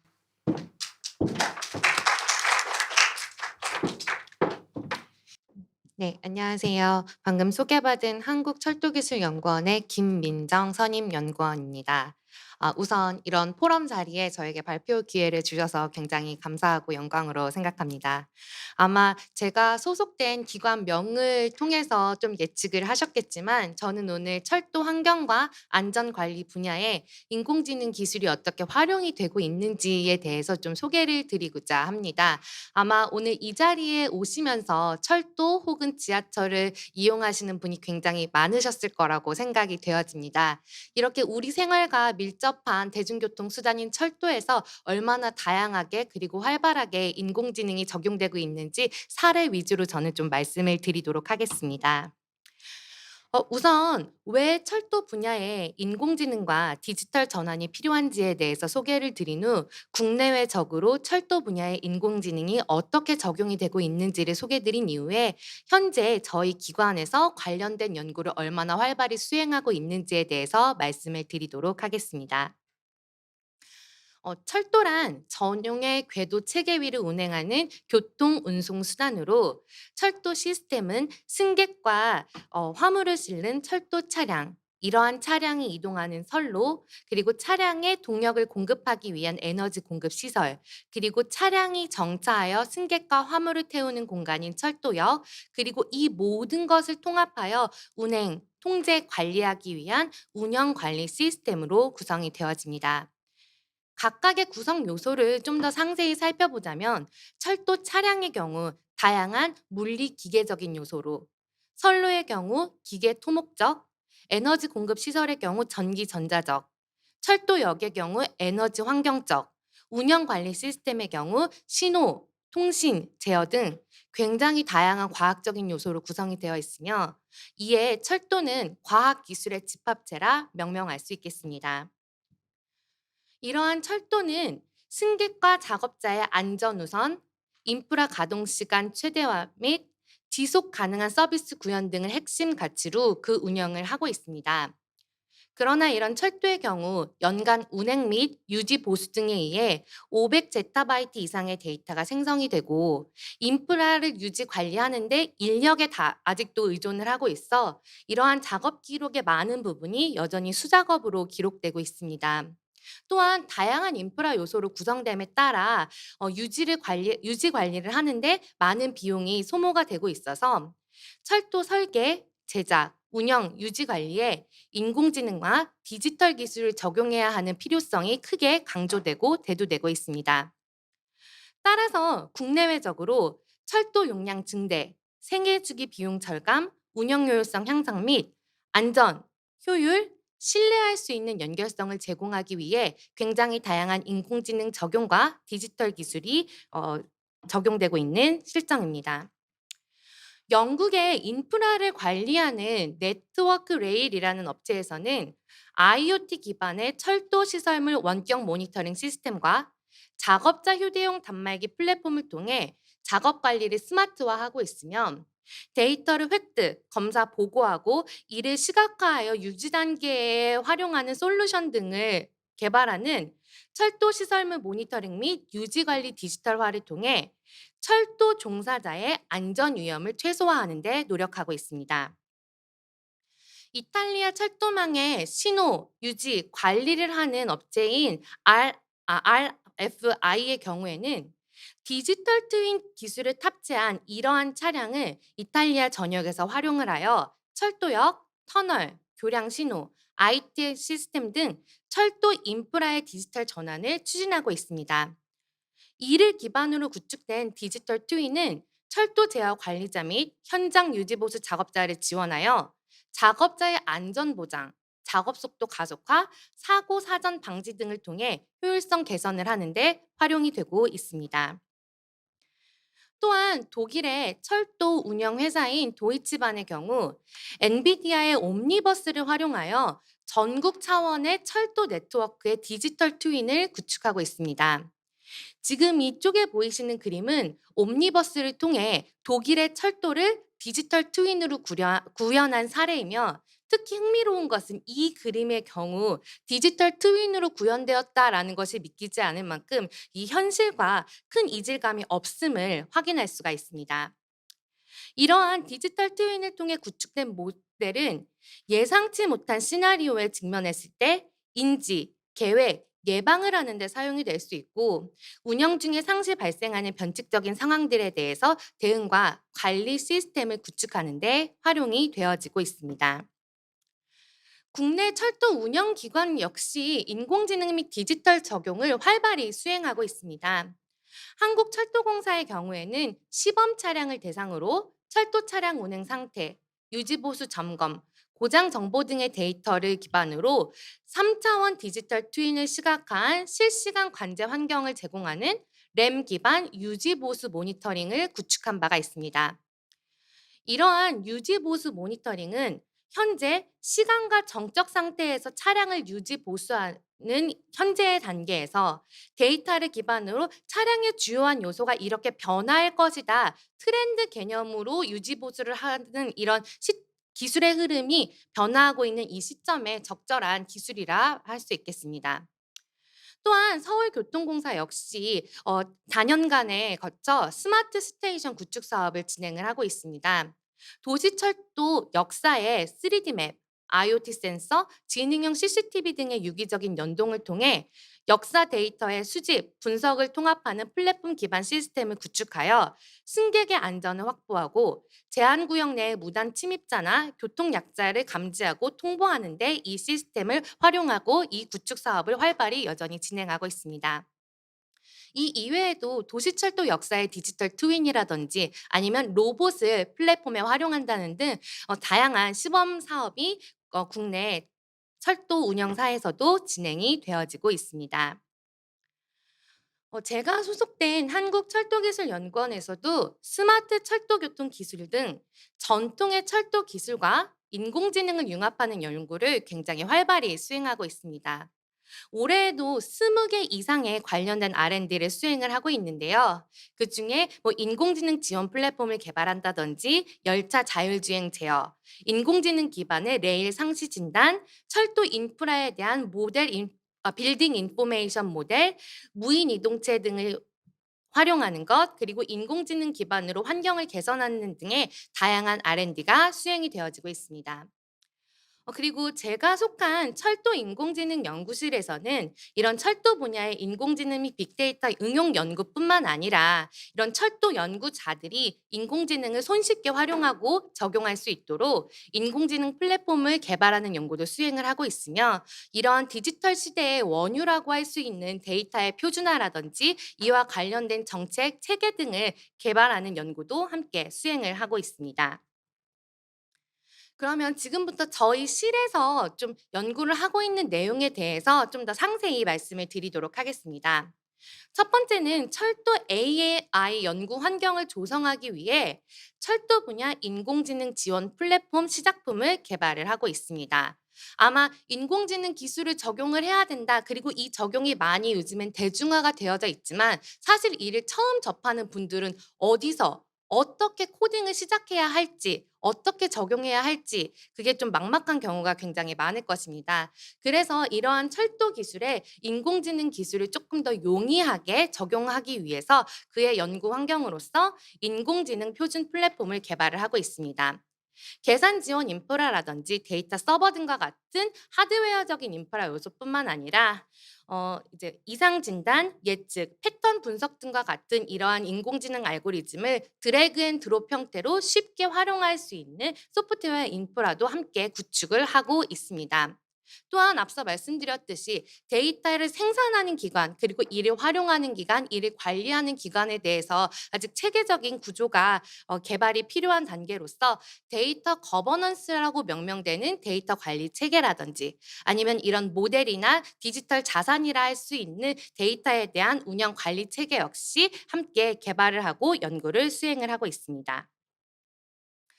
또한 철도 작업자 안전 환경에 기여하기 위해서 지능형 궤도 이송 로봇도 함께 개발을 하고 있습니다. 여기 보이시는 이 그림이 현재 저희 실에서 개발을 하고 있는 지능형 이송 로봇의 시작품인데요. 이제 레일을 통해서 이동을 하면서 영상을 통해 작업자라든지 아니면 장애물을 인식하고 이게 너무 가까이 있거나 위험이 있으면 멈추는 그런 행동을 지금 구축하기 위해서 연구를 수행을 하고 있습니다. 또한 로스라든지 가제버와 같은 로봇 제어 시뮬레이션 툴을 사용을 해서 이제 한 대만 필요한 경우 아니면 상황에 따라서 두 대, 네 대 그 이상이 필요해서 함께 군집 운영을 해야 된다든지 그러한 제어 알고리즘을 개발을 하는 철도 지능형 로봇 플랫폼 개발도 함께 수행을 하고 있습니다. 철도 차량에 대한 부분도 굉장히 중요한데요. 차량의 운영 효율을 높이는 동시에 이는 승객의 안전과도 직결되는 상황이므로 전동차 고장 예지에 대한 인공지능 모델 개발을 철도 운영사와 공동 연구를 수행을 하고 있습니다. 이렇게 철도 차량에서 이제 시스템 등을 통해서 얻어진 데이터, 그리고 차량 기지에서 이를 실제로 유지 보수하고 남긴 그런 기록들을 함께 병합하고 데이터화하여서 지금 단계에서는 철도 차량의 주요한 부품이라든지 이런 데 이상이나 고장이 발생했는지를 서포트 벡터 머신이나 오토 인코더와 같은 인공지능 알고리즘을 활용을 하여 이상 진단 모델을 개발을 하고 있습니다. 추후에는 이런 데이터를 기반으로 사전에 전동차의 주요한 부품에 고장이 발생할 것인지 이런 거에 대한 예측 모델을 개발하려고 계획을 세우고 있습니다. 저는 이 다양한 철도 중에서 승객의 환경, 작업자의 쾌적한 환경 조성에 기여하기 위한 연구를 수행을 하고 있습니다. 저는 주로 인공지능 기반으로 철도 미세먼지를 관리하는 기술을 개발을 하고 있는데요. 철도 시스템 내에서 초미세먼지는 대합실과 승강장의 경우에는 승객의 이동에 의해, 차량이 이동하는 터널의 경우에는 차륜 레일 마찰, 브레이크 패드의 마모, 급전시설 마모 등에 의해서 주로 발생하는 것으로 알려져 있습니다. 또한 대기에 있는 미세먼지가 출입구라든지 공조 환기 시스템을 통해서 내부로 유입이 되기도 하며, 출퇴근 시간대에는 승객도 많아지고 차량의 운행이 많아짐에 따라 마모에 의해 발생한 철 성분이 높다라는 특성을 저희 연구원에서 연구를 통해 보고한 바가 있습니다. 이러한 초미세먼지는 호흡을 통해서 우리가 노출이 되게 되는데요. 지금 저희가 이 같은 공간, 같은 농도에 노출이 되어 있다 하더라도 호흡량에 따라서 노출되는 양은 달라질 수 있기 때문에 철도 승객 및 작업자의 건강 보호를 위해 인공지능 기반의 조기 대응형 초미세먼지 관리 기술을 개발하고 있습니다. 이러한 조기 대응형 초미세먼지 관리 시스템이란 지하 역사, 철도 시스템에서 센서 등을 통해 미세먼지 농도를 실시간으로 구축하고, 이를 기반으로 미래의 농도가 어떻게 변화할 것인지를 예측하여 사전에 공조환기 시스템이라든지 공기청정기 같은 것에 제어 신호를 주는 이 전체적인 흐름이라 말씀드릴 수 있겠습니다. 이러한 인공지능 기반 미세먼지 저감의 R&D를 위한 가장 첫 단계는 데이터를 측정, 수집하여 DB를 구축하는 것입니다. 최근 환경부 인증 1등급을 받은 미세먼지 간이 측정기를 활용하여 실시간으로 지하 역사, 플랫폼 등 시스템의 공기질을 측정하고 이를 데이터 수집하는 활발한 연구가 수행이 되고 있습니다. 그러나 이런 간이 측정기의 경우에는 장기 사용 시 전기적 결함이라든지 센서 오염 등에 의해서 부정확한 값이 측정이 되는 센서 이상이 발생할 수 있고, 이러한 잘못 측정된 데이터는 추후의 공기질 예측이라든지 공조 시스템 제어 등의 부정확한 정보를 제공할 수 있습니다. 또한 최근에 데이터 센트릭 AI의 중요성이 대두되고 있는데요. 예전에는 모델의 예측 정확도를 높이기 위해 모델의 구조라든지 아니면 모델 자체를 변화시키려는 노력을 했다면, 최근에는 데이터의 훈련 검증 셋을 잘 분할을 하거나 오염된 레이블을 제거를 함으로써 데이터 자체의 정제를 통해 모델의 정확도를 개선하려는 그런 중요성이 대두되고 있습니다. 그러한 측면에서 봤을 때 이러한 기계학습, 인공지능을 적용을 하여 센서에 측정된 값이 정상인지 비정상인지를 판단하고, 만약에 비정상이거나 결측치가 있다면 이를 보정하는 것이 인공지능 연구의 가장 첫 단계라 볼 수 있겠습니다.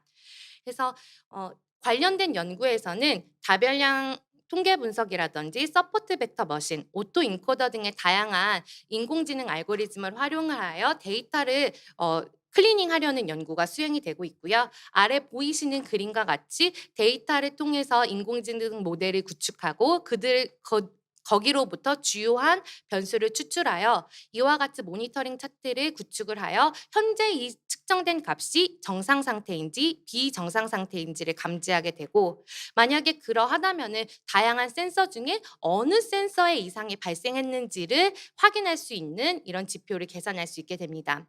가장 이상적인 것은 이상이 발생한 센서가 있다면 바로 교체하는 것이 가장 좋으나, 사실 굉장히 다수의 센서를 이용하고 운영사의 경우에는 그게 용이치 않은 경우가 있기 때문에 이제 임시 방편으로 그 값을 정상 데이터로 복원을 해서 우리가 임시적으로 사용할 수 있는 이런 프로세스를 통해 데이터 부분에도 인공지능을 적용할 수 있습니다. 그리고 아래 보여지는 그림은 제가 시뮬레이션을 통해서 센서에 이상이 발생했을 때 이를 어떻게 감지하고 이 값을 기존의 정상 데이터 정보를 활용해서 어떻게 정상의 범주 값으로 예측할 수 있는지에 대해서 시뮬레이션한 결과를 아래 표현을 하였습니다. 이러한 값이 잘 DB가 구축되었다면 과연 과거와 현재 데이터 패턴을 기반으로 향후의 농도가 어떻게 변화할지를 예측하는 것이 중요합니다. 이렇게 예측된 데이터는 작업자나 승객에게 조기 정보를 제공할 뿐만 아니라 저감 시스템의 액티브 컨트롤 등에 활용이 될 수 있으며, 최근에는 버추얼 센서, 소프트 센서라고 하여 측정이 어려운 요소들을 예측 알고리즘을 통해 예측하는 이런 것들이 활발히 수행되고 있기 때문입니다. MLR, DNN, RSTM, GRU 등 다양한 알고리즘을 통하여 과거 데이터를 기반으로 1시간 후 혹은 30분 후의 농도가 어떻게 변화할 것인지를 예측할 수 있고, 아래 보이시는 그림은 이제 제가 승강장의 PM 2.5를 농도를 예측을 하는 그런 결과를 지금 보여드리고 있습니다. 미세먼지 농도가 잘 예측되는 것도 중요하지만 궁극적으로 우리가 가장 깨끗한 환경에 노출되기 위해서는 공조 시스템, 공기청정기 등을 잘 작동시키는 것이 가장 궁극적이고 중요합니다. 그러나 이런 미세먼지 저감 시스템을 운영할 때 두 가지의 목표가 있는데요. 첫 번째는 미세먼지 농도를 저감하는 동시에 아까 뭐 아리백 이런 것도 말씀을 해주셨지만 에너지 소비 자체도 감소를 시키는 것이 최근에는 가장 중요하게 대두되고 있습니다. 그러나 이러한 두 가지 목표는 서로 상충이 되는 트레이드오프의 관계가 있기 때문에 이런 상충 관계를 인공지능에게 학습시키기 위해서는 이러한 목표를 수치화하는 것이 중요하고, 이와 같이 에너지 소비도 줄이는 동시에 미세먼지 농도도 저감시키는 방향으로 제어 알고리즘을 도출해줘라는 그런 목표를 인공지능에게 학습시킴으로써 인공지능 기반의 공조환기 시스템 최적 운전 제어를 할 수 있습니다. 이 아래 보이시는 그림은 이제 시뮬레이션을 통해서 기존의 제어 알고리즘과 인공지능 알고리즘을 통해서 이제 공조 시스템을 작동시켰을 때 어떠한 차이가 있는지를 수치적으로 이제 보여드리는 결과이고요. 이제 기존의 이런 인공지능 제어가 적용되지 않은 경우에 비해 이런 인공지능 알고리즘을 적용을 시켰을 때 미세먼지 농도는 유의하게 유지하되 에너지 소비는 절감시킬 수 있다라는 시뮬레이션 결과를 얻었고, 물론 이거는 제가 이제 소비 에너지에 동일한 가중치를 뒀기 때문이지만, 만약에 나는 미세먼지가 좀 더 중요해, 미세먼지 농도를 줄이는 거에 좀 더 포커싱을 해줘라는 방향으로 인공지능을 학습시킨다면 소비 에너지가 다소 증가는 하더라도 미세먼지 농도가 저감시키는 방안으로 공조환기 시스템, 공기청정기 등을 운행할 수 있다라는 결과를 연구를 통해서 확인한 바가 있습니다. 제가 이 마지막 슬라이드를 어떻게 준비해야 할지 굉장히 좀 고민을 했습니다. 물론 인공지능 적용 이 모든 것들을 소프트웨어라든지 툴을 이용해서 저희가 진행을 하고 있지만 이것을 실행하는 것은 저와 이 앉아 계시는 모두의 사람일 것입니다. 그리고 철도의 경우에는 특히 다양한 과학 기술이 접목되어 있는 집합체이고, 특히 국민이 가장 근접해서 체감할 수 있는 그러한 기술이기 때문에 저뿐만이 아니라 여기에 함께 계시는 모든 분들께서 국민이 체감할 수 있는 이런 환경 기술 개발을 위해 협력을 하면 어떨까? 그리고 저 역시 거기에 많이 쓰임이 될 수 있는 사람이다라는 자기 PR로서 오늘 발표를 마치도록 하겠습니다. 경청해 주셔서 감사합니다. 네, 김민정 선임연구원님 강연 잘 들었습니다. 더 효율적이고 안전하면서도 또 지속 가능한 철도 운영을 위해서 이 철도 산업이 어떻게 디지털 전환이 이루어지고 있는지 알아볼 수 있는 좋은 시간이었던 것 같습니다. 네, 이상으로 강연을 마치고 네, 잠시 휴식 후 토론 및 질의응답 시간을 진행하도록 하겠습니다. 오늘 멋진 강연을 해주신 소대섭 책임연구원님, 김선미 선임연구원님, 김민정 선임연구원님께 감사의 인사를 함께 드리도록 하겠습니다. 네, 감사합니다. 네, 그럼 이제부터 토론 및 질의응답을 진행하도록 하겠습니다. 본 포럼은 안전한 삶을 위한 환경 AI 기술이라는 주제로 진행되고 있으며, 토론 및 질의응답은 과학소통위원회 위원장이신 여민경 경희대학교 교수님께서 좌장을 맡아 진행해 주시겠습니다. 네, 안녕하십니까. 좌장을 맡은 경희대학교 여민경입니다. 앞서 소대섭 책임연구원님, 김선미 선임연구원님, 김민정 선임연구원님의 좋은 강연 감사드립니다. 특히 제가 이제 강연을 들으면서 오늘 정말 그 특별한 주제이기도 하고 또 우리가 다 궁금해하는 그런 내용들이었는데, 소대섭 책임연구원님 강연을 들으면서 AI에 대한 그런 이제 기본적인 내용도 우리가 알아볼 수 있는 좋은 시간이었고, 특히 말씀 중에 보니까 그 AI에 대한 윤리적 사용에 대한 그런 내용도 짚어주셔서 정말 인상 깊게 내용을 들었습니다. 김선미 연구원, 선임연구원님의 내용 중에서는 사실 저도 이 분야를 전공하고 있는데 단일 물질로서는 전혀 문제가 없다가 그것이 혼합물이 돼서 사용이 됐을 때 갑자기 굉장히 위험이 증가하고 있다. 그리고 우리가 서로 다른 분야로 식품이라든지 다른 쪽의 각 분야로 안전하게 관리돼 있다고 생각했지만 여러 곳에 노출된 것이 한 번에 모였을 때 얼마나 영향이 큰지를 말씀해 주셔서 굉장히 인상 깊게 들었습니다. 김민정 선임 연구원님의 강연에 대한 부분은 사실 우리의 안전을 책임져 주는 그 철도에 대한 내용을 아주 자세하게 설명해 주셨습니다. 앞으로 철도는 예측을 하고요. 미리 위험을 감지해서 우리의 안전한 생활을 보장할 것이라고 기대가 되는 강연이었습니다. 자, 그러면 일단 먼저 오늘의 토론하고 질의응답부터 시작해 보도록 하겠습니다. 오늘의 토론 및 질의응답은 박정규 선임연구원님, 유창규 교수님 모시고 이야기를 들어보겠습니다. 먼저 첫 번째 토론자로 박정규 선임연구원님이십니다. 박정규 선임연구원님 소개드리겠습니다. 박정규 선임연구원님께서는 한국환경연구원에서 환경독성, 유해성 평가 분야를 연구하며 현재 한국환경독성학회 부회장, 환경부 화학물질관리위원회 위원, 한국환경한림원 위원으로 활동하고 계십니다. 예, 반갑습니다. 네, 안녕하세요. 소개받은 박정기입니다. 제 이름만 보면 남자로 또 아까 여러분께서 오해하셨지만 다행히 저는 여자입니다. 예. 세 분 발표 너무 잘 들었고요.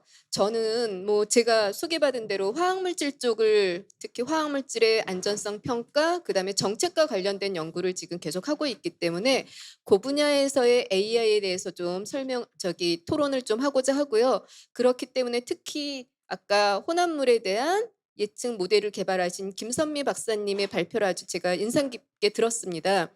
저희 쪽은 주로 이제 물질만 지금까지는 그 평가를 하다가 이제는 제품 안전법이라는 게 만들어져서 제품 내에 제품이 안전한지 안 안전한지를 물론 이제 약이라든가 약품이라든가 농약 같은 데서는 완제품을 했지만 화학물질 측면에서는 저희는 이제 그 법을 시작해서 하고 있는 중이고요.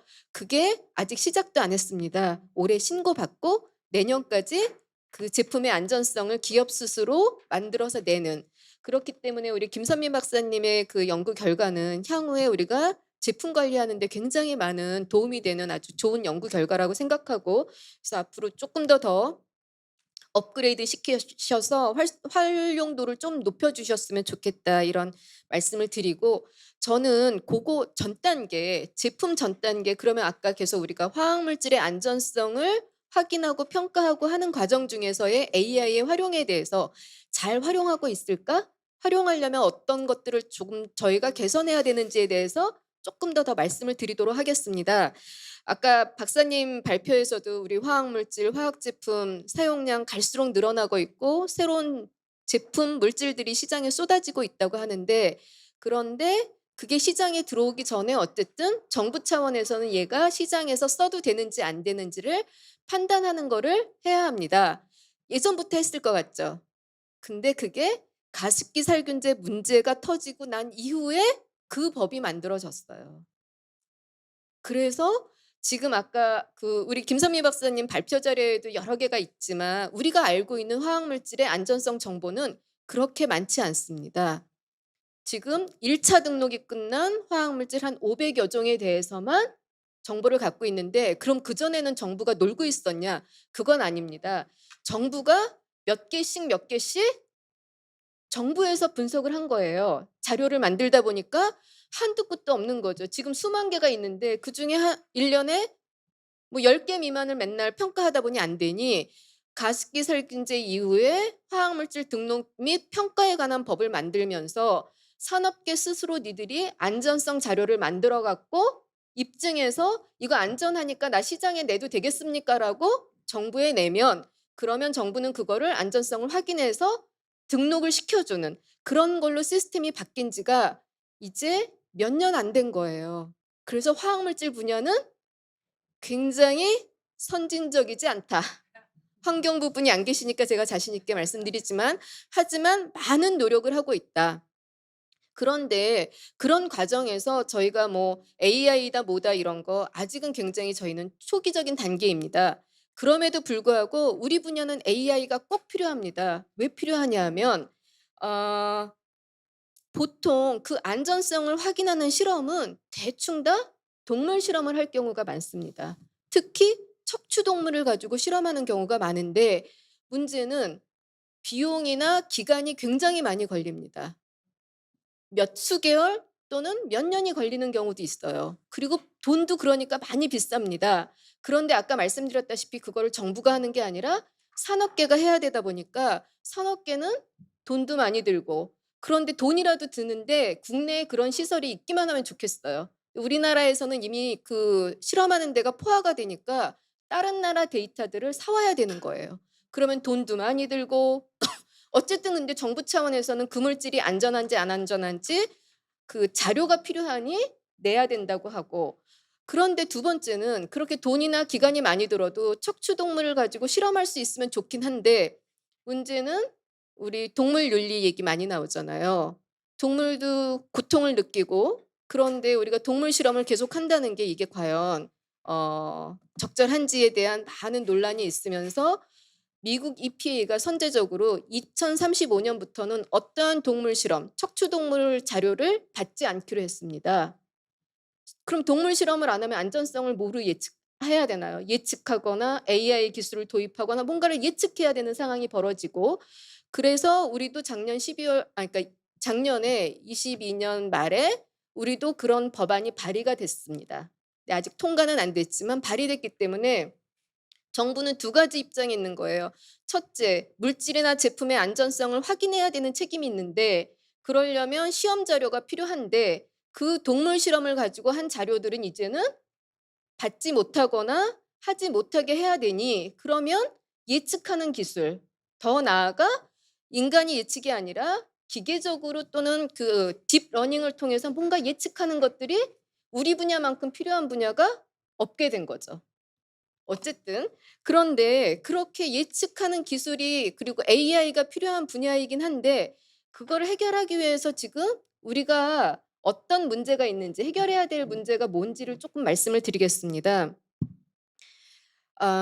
말씀드렸다시피 우리가 자료가 많지 않잖아요. 그런데 그러면 전 세계적으로는 그게 맞냐?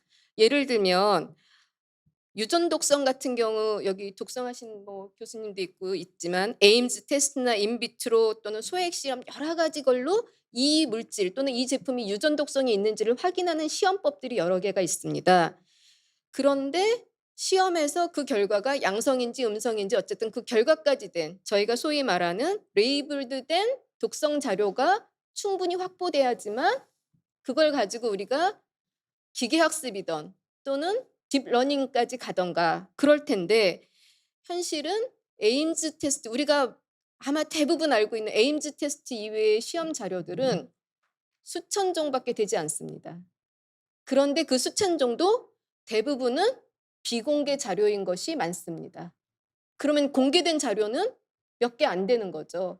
그런 상황에서 앞으로 10년 후에 유전 독성을 우리가 예측 모델 또는 딥러닝 가지고 그거를 하기 위해서는 어쨌든 우수한 그 학습 데이터들이 많이 확보가 돼야 되는데 그게 지금 아직 너무나 미흡한 상황이다.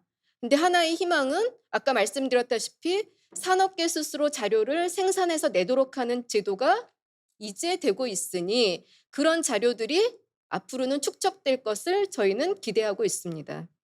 두 번째, 그럼 데이터만 있으면 우리가 충분히 가능한 것이냐?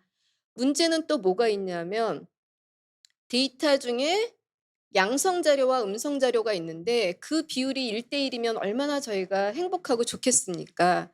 그런데 양성인 자료, 특히 독성이 있다라는 것보다는 음성, 독성이 없다라고 나온 자료들이 훨씬 더 많습니다.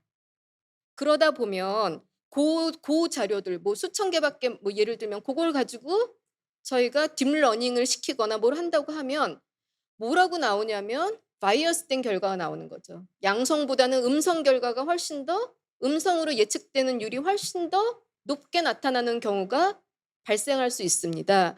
그렇게 데이터의 불균형 문제를 해결하기 위해서 그러면은 뭐 예를 들면 아까 3,000개의 자료가 있으면 1,000개는 양성, 2,000개는 음성이면 그거를 1대1로 1,000개를 하면 그렇지 않아도 3,000개라는 풀 자체가 적은데 1,000개 하면은 1,000개를 또 저희가 더 줄어드는 거예요.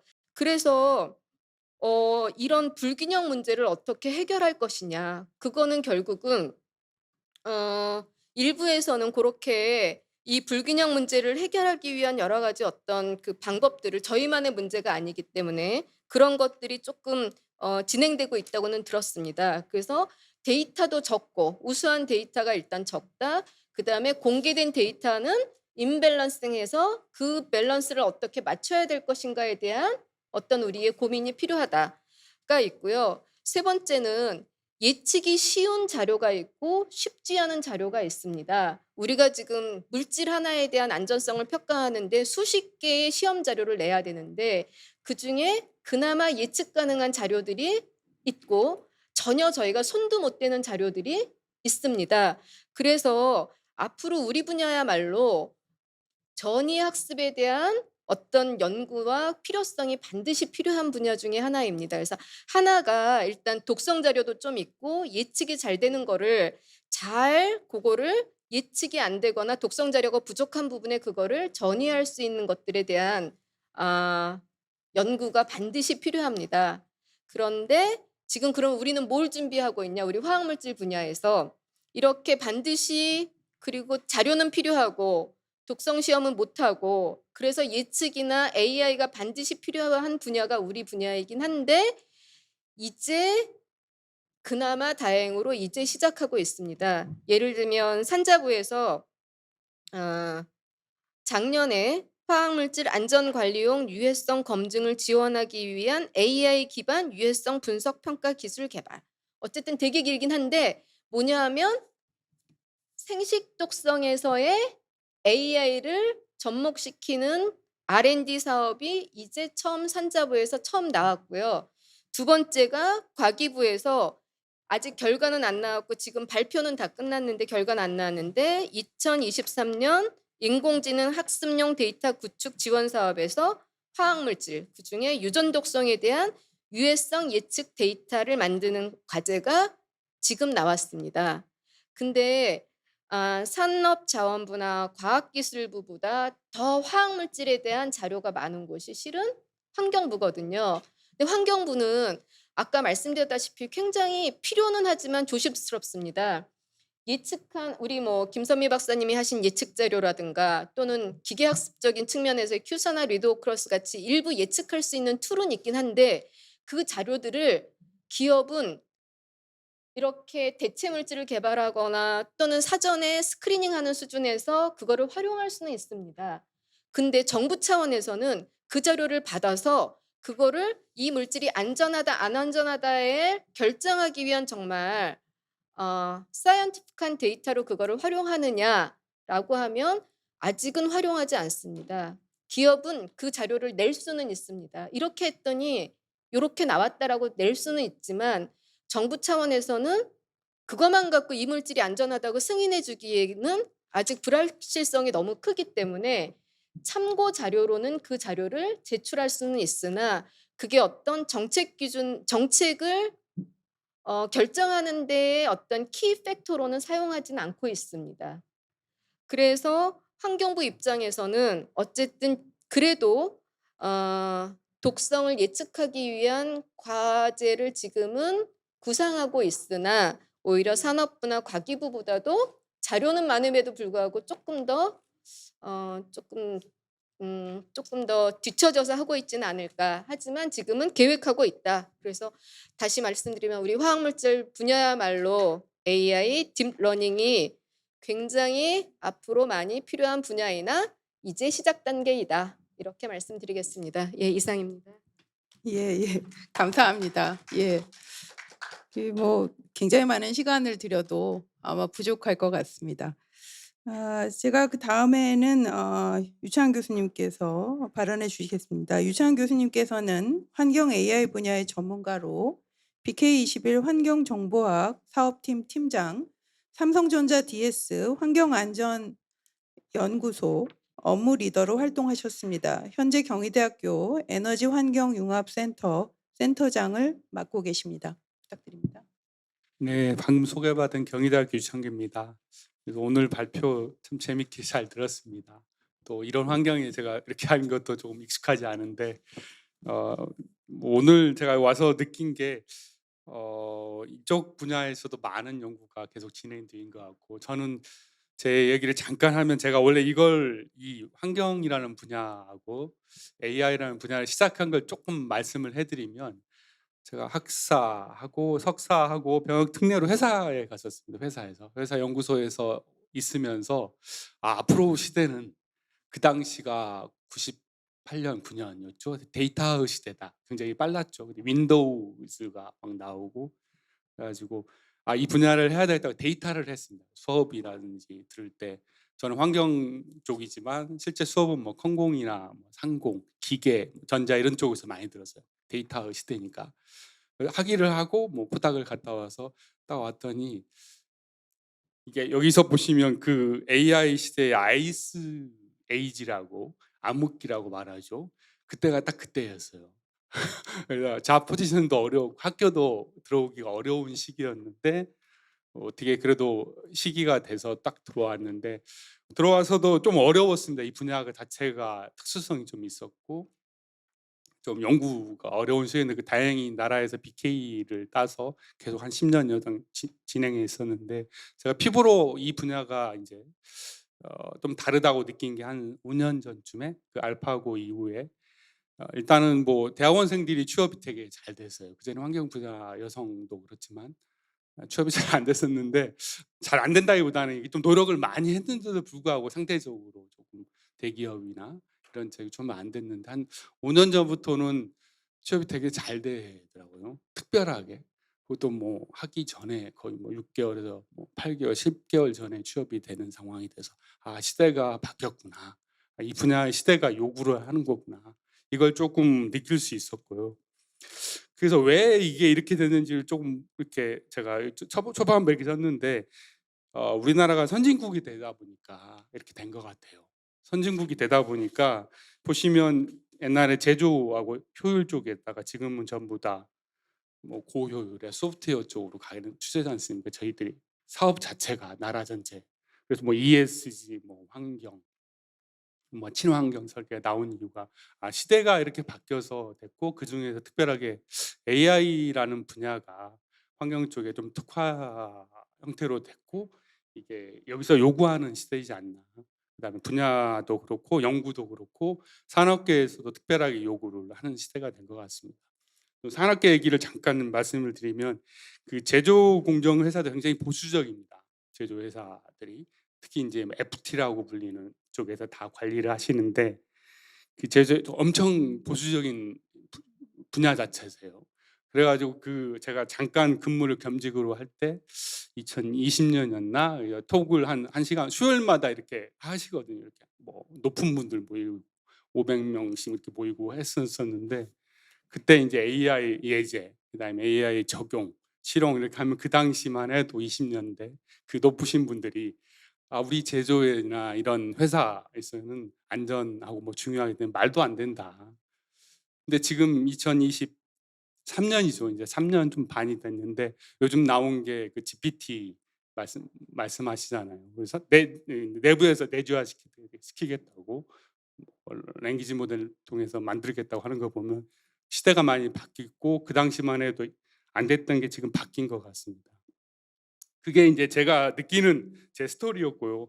그래서 제가 만든 이 토론 자료를 보면, 저희들이 환경 분야 도메인을 가진 저희들이 해야 될 일을 좀 보면, 첫 번째는 말씀드린 아까 그 김민정 박사가 말씀하신 뭐 데이터 중심으로 가야 된다. 컴공이나 이런 하시는 분들은 모델 중심하고, 그다음에 이런 러닝 중심으로 가야 될 것 같고, 저희들은 아마 데이터 중심으로 가는 게 맞지 않나. 도메인을 고려하지 않으면 서바이벌 하기가 어려운 것 같습니다. 그래서 아까 그 GPT에서 트랜스포머가 아까 구글에서 만드셨다는데, 실제는 재미를 보는 건 오픈 AI하고 마이크로소프트에서 보고 있습니다. 그래서 도메인을 가지고 움직이는 게 제일 맞는 것 같습니다. 같습니다. 그래서 데이터 도메인, 환경 도메인을 가지고 움직이는 게 맞는 것 같고 거기에 대한 필요성이라는 것들은 여기 자료에 보시면 좀 어느 정도 정리해 놨으니까 보시면 될 것 같고 두 번째는 제가 여기 세 번째로 나왔는데 제가 학교에 있다 보니까 그 교육 쪽을 이렇게 좀 보게 되니까요. 교육을 보면 여기 두 번째 사전 질문에도 보니까 AI 쪽을 하기 위해서 기초과학 쪽이 뭐가 필요한지 저는 이걸 이제 환경 패러다임 전환을 리딩할 교육이 이제 필요한데 가장 중요한 게 도메인인 것 같아요. 도메인. 환경 쪽 도메인. 환경 매체 공부하는 게 한 반. 그게 도메인이 반인 것 같고 그다음에 데이터가 한 20%, 한 30%가 나와 있던 그 매체, IT 매체. 그래서 기존에는 뭐 코딩만 하면 되는 걸 알고 있는데 실제로는 데이터 도메인에 스피시픽한 이런 교육을 해야 되는 것 같습니다. 그래서 뭐 코딩 교육하고 그다음에 데이터 교육, 그다음에 환경 매체 교육이 한꺼번에 이루어진 저희들이 교육 과정하고 커리큘럼이 가는 게 맞지 않나 이렇게 생각을 하게 됐습니다. 그리고 네 번째로는 이 제가 뭐 환경 AI를 의도치 않게 지금은 하게 돼서 많이 또 연구라든지 뭐 발표를 하게 됐는데 제 개인적인 생각은 이게 여성분들한테 잘 맞는 주제인 것 같아요. 물론 이렇게 환경 쪽에 이제 생물 하시는 분야 이런 쪽이 많이 선호하시는 분들이 오셨는데 공부하실 때 수학을 싫어하시고 이런 분들이 많아요. 물리하고 싫어하셔서 오신 분이 많은데 이제 먹고 사는 문제에 들어가게 되면 이제 그게 필요한 것 같아요. 특히 이 분야에 특히 회사에서 바라보는 입장은 약간씩은 좀 다른 입장이 있어요. 이거 남성 여성 문제가 아니고 그 필요한 스킬이라 필요한 게 그게 좀 필요 있어서 환경 AI라는 도메인 쪽에서 조금 소프트웨어라든지 그러면 수학이 필요하겠죠.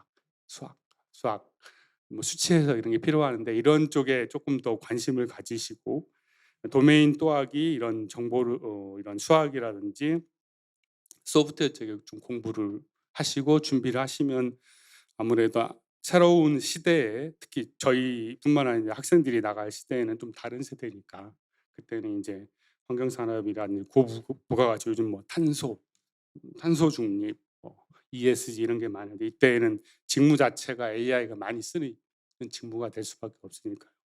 아마 브렉스루로서 AI 기술이 사용되지 않을까 이렇게 생각을 하고 있습니다. 네, 이상으로 제 토론 마치겠습니다. 예, 감사합니다. 좋은 말씀 감사합니다. 이번에는 질의응답으로 진행하겠습니다. 저희가 좀 시간이 많이 지체돼서 이쪽에서 짧은 질의응답을 하고 그리고 여기 많은 분들이 오셨기 때문에 제가 현장 질문 하나 정도 이렇게 해볼 생각입니다. 사전에 등록된 질문을 주셨던 내용으로 먼저 진행하겠습니다. 그중에 제가 고른 질문은요. 그 세 분 발표자들께 질문을 드리고 싶습니다. 세 가지 발표 주제에 대해서 각각 공통으로 현재 AI 기술로 해결하기 어려운 부분이 있다면 어떤 것일지요? 이렇게 질문이 있습니다. 그래서 발표자 세 분께 돌아가면서 한번 질문 여쭙고 싶은데 호대답 가능하실까요? 좀 디테일한 세부적인 부분에서부터 말씀드리는 게 좋을 것 같은데 혹시 우리 다른 분께서 네, 저는 사실 이 질문 보고 좀 고민을 많이 하긴 했는데 아까 박정규 박사님 말씀하신 것처럼 데이터만 있다면 이 AI를 적용할 수 있을 텐데 정말 없는 데이터가 너무 많아서 이제 계속 저희 이제 기계를 사용해서 막 독성 실험을 하고 있어요. 혼합물이 워낙 조합이 많다 보니까 이 부분을 좀 어떻게 해결하고 싶은데 이건 정말 우리의 힘으로밖에 할 수 없는 건가? 약간 이런 고민을 항상 하면서 이제 이 실험을 하고 연구를 하고 있고요. 또 한 가지 또 인제 요 대체 물질 개발 쪽에 또 데이터가 굉장히 부족해서 AI 적용을 못 하고 있는 게 이 화학 물질이 이 제품에 들어갔을 때 어떤 기능을 하는지에 대한 이제 예측인데 고거를 인제 알게 되면 좀 대체 물질 개발이 수월해지는 측면이 있지만 이 기능을 예측하기 위한 어떤 데이터가 굉장히 부족해서 그 모델이 초기 단계입니다. 그래서 좀 데이터가 많아지면 AI를 적용해 보고 싶은데 이제 고것도 좀 해결할 수 없는 이 기능 물성 예측 부분도 좀 부족한 부분인 것 같고요. 또 하나는 아무리 인제 AI를 써서 되게 좋은 대체 물질이 나왔다라고 한들 요게 인제 실제로 비용이 더 많이 들고 하는 부분에 가서는 결국 버림을 받을 수도 있는 거거든요. 요거는 'AI만으로는 해결할 수 없는 문제가 아닐까?'라는 생각을 좀 해 봤습니다. 네, 감사합니다. 늘상 문제가 되고 있는 게 그거죠. 충분한 데이터가 있어야 신뢰성을 가질 수 있고, 그리고 또 그 신뢰값을 기반으로 해서 증거력을 가져야 실제로 사용할 수 있다는 그런 내용을 말씀해 주셨습니다. 감사합니다. 김민정 박사님 가능하실까요? 네. 저 역시도 AI 기술로 해결이 가장 어려운 부분으로 사실은 데이터를 말하고 싶었습니다. 저희가 뭐 이상 진단이나 고장 예측을 위한 인공지능 모델을 개발하려고 굉장히 노력을 하고 있지만 실제 운영 현장에서는 정상 데이터가 거의 대다수이고 이상 그런 고장 같은 데이터를 얻기는 사실은 굉장히 어렵기 때문에 데이터 불균형, 데이터 획득이 가장 어렵다고 얘기할 수 있겠고, 이런 상황에서 이제 예를 들어 오일이라든지 이런 것들은 원유 자체로서의 가치를 굉장히 인정하고 있지만 아직까지 데이터는 그 자체 뭐 퍼가요 이런 식의 개념으로 아직 그 데이터 디지털 원유로서의 가치는 조금 인정받지 못하고 있지 않은가. 그래서 이러한 데이터 공유라든지 확산의 문제를 해결하기 위해서는 데이터 운영이라든지 이걸 자산으로 체계화하는 그런 부분이 좀 있으면 인공지능 기술로서 해결할 수 있는 부분이 더 많아지지 않을까라고 하여 저는 데이터에 대해서 다시 한번 말씀드렸습니다. 예, 감사합니다. 마찬가지로 더 많은 데이터가 모인다면 훨씬 우리에게 기대하는 그런 좋은 결과를 가져올 수 있겠군요. 소대성 박사님 가능하실까요? 예. 저는 이제 기술적인 부분에서 두 분께서 말씀해 주셔 가지고 이런 그 좀 그러니까 전체적인 전략 정책적인 부분이라든지 전략적인 부분을 말씀드리고 싶은데 AI 기술로 해결을 할 게 많죠. 되게 많습니다. 뭐 여러 가지로 ICT 라든지 아니면 뭐 화학 쪽에서는 화학물질 설계라든지 기타 등등 독성 해독 아니면 아까 시뮬레이션에 의한 어떤 디지털 트윈 같은 것들도 해결할 부분이 많이 있는데 저는 이제 그것보다는 사실은 기후 여기 기후 또는 환경 이런 부분의 주제잖아요. 보면 이 부분에 있어서 AI를 적용할 때 그 자체가 우선순위가 쉽게 오지 않을 것 같다는 생각이 들어요. AI 기술을 개발해서 써먹을 때가 많잖아요, 아주 기반 기술로서. 그리고 또 하나는 그 기후 변화, 탄소 중립 이 부분이 국가적인 어젠다고 글로벌한 거대 담론이에요, 사실은. 그럼에도 불구하고 사실은 생각보다 우선순위에서 뒤처질 수밖에 없어요, 항상 보면. 그러니까 그런 것 자체가 'AI 기술 적용하면서 해결하는 데 최대의 걸림돌이 되지 않을까.'라는 생각이 듭니다. 그래서 왜 그러냐면 기후 변화에 대응하는 그리고 탄소 중립을 해결하는 이런 문제들이 글쎄요. 그게 정부의 규제나 정책에 의해서 컨트롤이 되려고는 하지만 궁극적으로는 현실적으로 돈이 돼야 되는 거거든요. 돈이 기업에서 뭐 무슨 제품을 내거나 아니면 뭐 세제에 의해서 탄소세 같은 거를 통해서 예를 들어서 무슨 엄청 혜택이 돌아온다든지 이런 게 돼야 되는데 그게 쉽지가 않아요. 만만하지가 않아요. 그래서 그리고 또 그 부분은 그것만 놓고 보는 게 아니라 아까 외교적인 부분, 미중 간의 갈등 부분, 미국, 중국이 각각 보는 탄소 중립 또는 기후 변화에 보는 갈등이 보는 시각이 전략적으로 다르거든요. 유럽하고도 또 미국하고도 또 달라요. 이런 부분에 있어서 부분이 있기 때문에 그런 부분이 최대의 걸림돌이 되지 않느냐. 그러다 보면 항상 뭐 NGO 중심으로 목소리를 내고 NGO가 계속 뭐랄까 예 얘기를 해서 제안해서 그게 정책 또는 법안 이런 것들이 되지만 그만큼 더디게 간다는 겁니다. 그래서 그런 부분을 제가 볼 때는 좀 체계적으로 거버넌스가 돼 가지고 사실은 기후 변화, 환경 이런 부분은 공공의 문제거든요. 기업체가 달려들어서 해결하기에는 아직 갈 길이 멀기 때문에 그런 공공의 정책에 주도적으로 해서 그런 쪽으로 해결하는 부분에 대해서 베네핏을 많이 줘야 된다.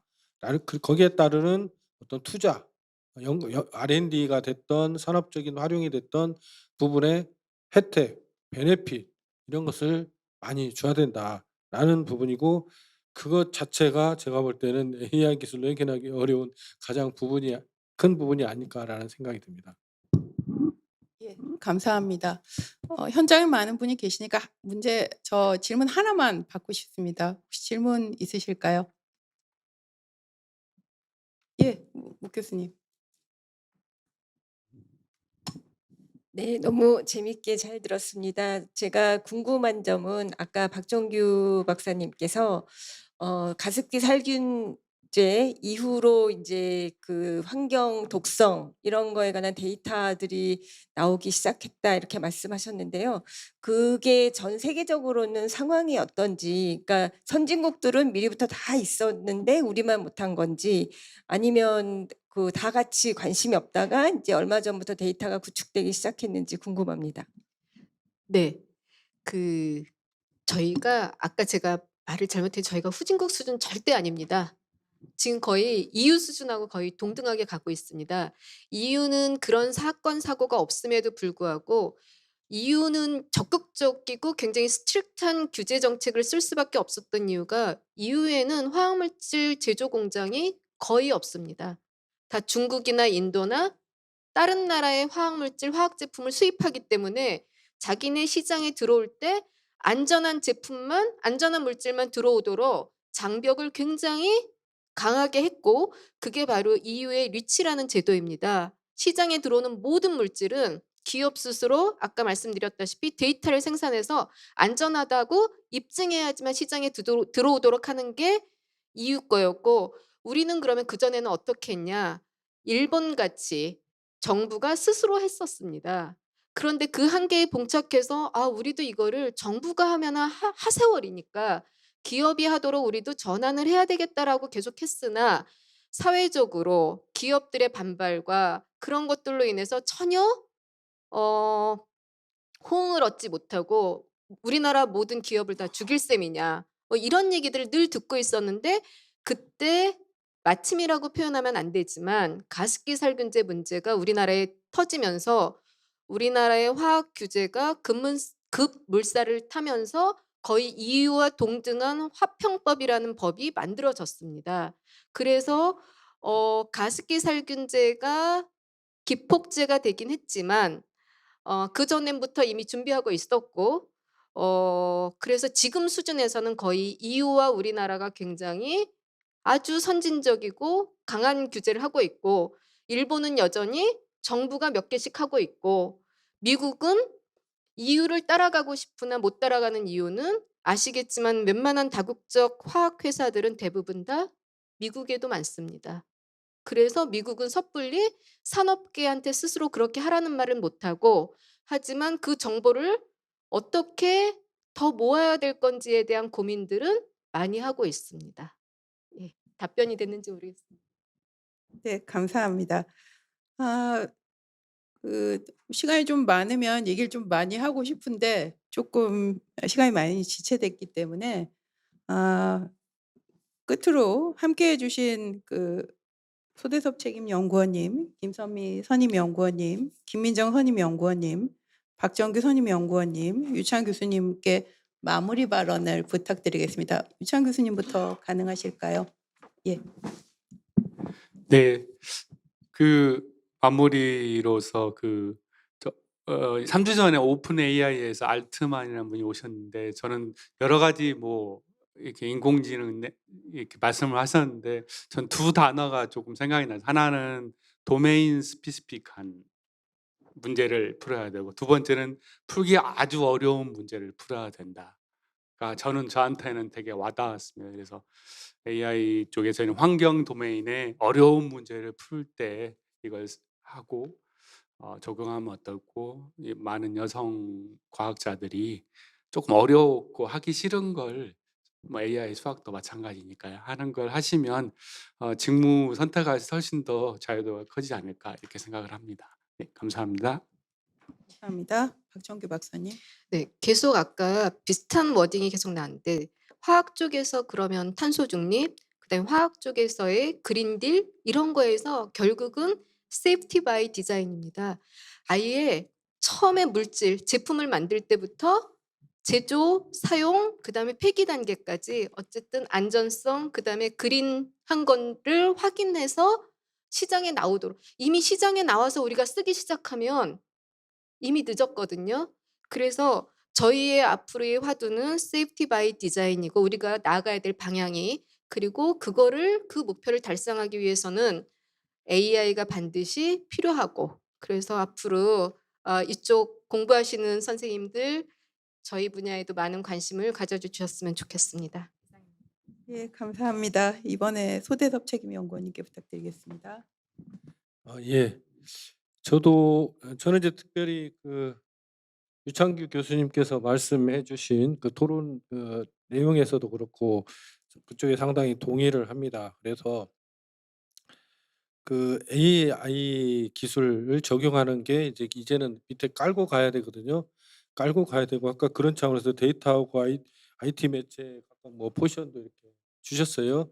그지만 여전히 메인은 자기 전공 분야 도메인을 깔고 가야 되는 거기 때문에 그 메인 도메인 안에 그 AI 기반 기술을 배울 수 있는 그런 시스템, 예를 들어 사과 과정 같은 것도 이렇게 해야 됩니다. 그런 부분을 사실은 어떻게 보면은 아까 말씀드린 것처럼 별로 이렇게 돈이 되고 아직까지는 그런 상황이 아니기 때문에 개인적으로 좋아서 하는 연구 차원에서 벗어날 수 있도록 정부 차원에서 공공적으로 책임을 지고 미래 세대에다 어떤 투자라는 그런 개념으로 일관성 있게 추진해 가는 그런 뭐 시스템, 거버넌스 이게 적극적으로 필요하다고 저는 생각을 합니다. 예. 네. 저 방금 그 박사님 말씀에 엄청나게 동의하는데, 저도 인제 AI 기술을 활용해서 독성 예측을 하는 연구를 하고 있지만 사실 그 저희 환경 독성 분야에서 또 AI 기술 활용하실 수 있는 분이 정말 손에 꼽는 수준이에요. 그래서 같이 하시는 박사님을 정말 제가 소중하게 여기고 같이 연구를 하고 있는데, 사실 이런 분들이 진짜 좀 더 많이 있었으면 좋겠는데, 원래 데이터 사이언스 하시던 분들이나 바이오 인포메티क्스 하시던 분들이 다 뭐 신약이라든가 인제 소재 개발 이쪽에 워낙 많이 가시기 때문에 저희 환경 보건 분야, 이렇게 안전을 지키는 이런 사전 예방적 분야에 많지 않으신 게 또 현실이긴 한 것 같아요. 그래서 진짜 도메인 날리지를 가지고 있으면서 요런 AI를 활용할 수 있는 분들이 더 많아지고 저희 환경 분야에 할 일이 정말 많기 때문에 그런 좀 발전이 많이 이루어지기를 바라고, 이런 포럼이 좀 그런 것에 도움이 쪼금이나마 되지 않았을까 또 생각을 해 봅니다. 감사합니다. 네. 마지막이라 굉장히 부담이 됩니다. 사실 철도라는 것이 가장 좀 우리들 가까이에 매일 접하는 수단이라고 생각을 하고, 이 모든 것을 디지털 전환을 하는 것은 이제 역행할 수 없는 수순이라고 생각을 합니다. 그러나 철도라는 것은 작업자 그리고 승객들의 안전과 바로 직결되는 사항이다 보니까 또한 엄청 보수적인 시스템이라 할 수 있겠는데요. 이런 국민들이 체감하는 그런 교통수단에 조금 신뢰 가능한 인공지능적인 기술을 개발을 하고, 그리고 기존에 있는 도메인에서 좀 더 응용 확장하기 위해서 저 역시도 인공지능 관련해서 연구를 좀 더 열심히 진행하도록 하겠습니다. 감사합니다. 네, 감사합니다. 제가 오늘 이제 토론 그리고 또 강연 들으면서 기억나는 게 하나 있습니다. 소 박사님 그 내용 중에 특이점이 온다에 사람의 지능을 이제 드디어 AI가 넘어가는 그 시점을 그래프로 딱 보여주셨는데, 대학 현장에서 저는 그거 느끼고 있습니다. 지금도. 왜냐하면 가르치고 있는 저보다 학생들이 더 빠르게 AI 이용해서 멋진 코딩을 짜 오고 있고요. 와서 제안을 하고 있습니다. 아마 금방 많은 것들이 변할 거라고 보여집니다. 오늘의 이 시간이 모두에게 유익한 시간이 되시기를 기대해 봅니다. 이것으로 토론 및 질의응답 마치겠습니다. 토론 및 질의응답에 참여해 주신 연사분들께 다시 한번 감사합니다. 감사합니다. 네, 토론 및 질의응답을 진행해 주신 염인경 교수님 감사합니다. 포럼의 만족도 조사는 자료집 78페이지의 QR코드 혹은 문자로 전달드린 링크로 참여하실 수 있습니다. 적극적인 조사 참여를 부탁드립니다. 이상으로 여성과총 제27회 과학 커뮤니케이션 포럼을 마치겠습니다. 끝까지 함께 자리해 주신 여러분들께 감사 인사드립니다. 감사합니다.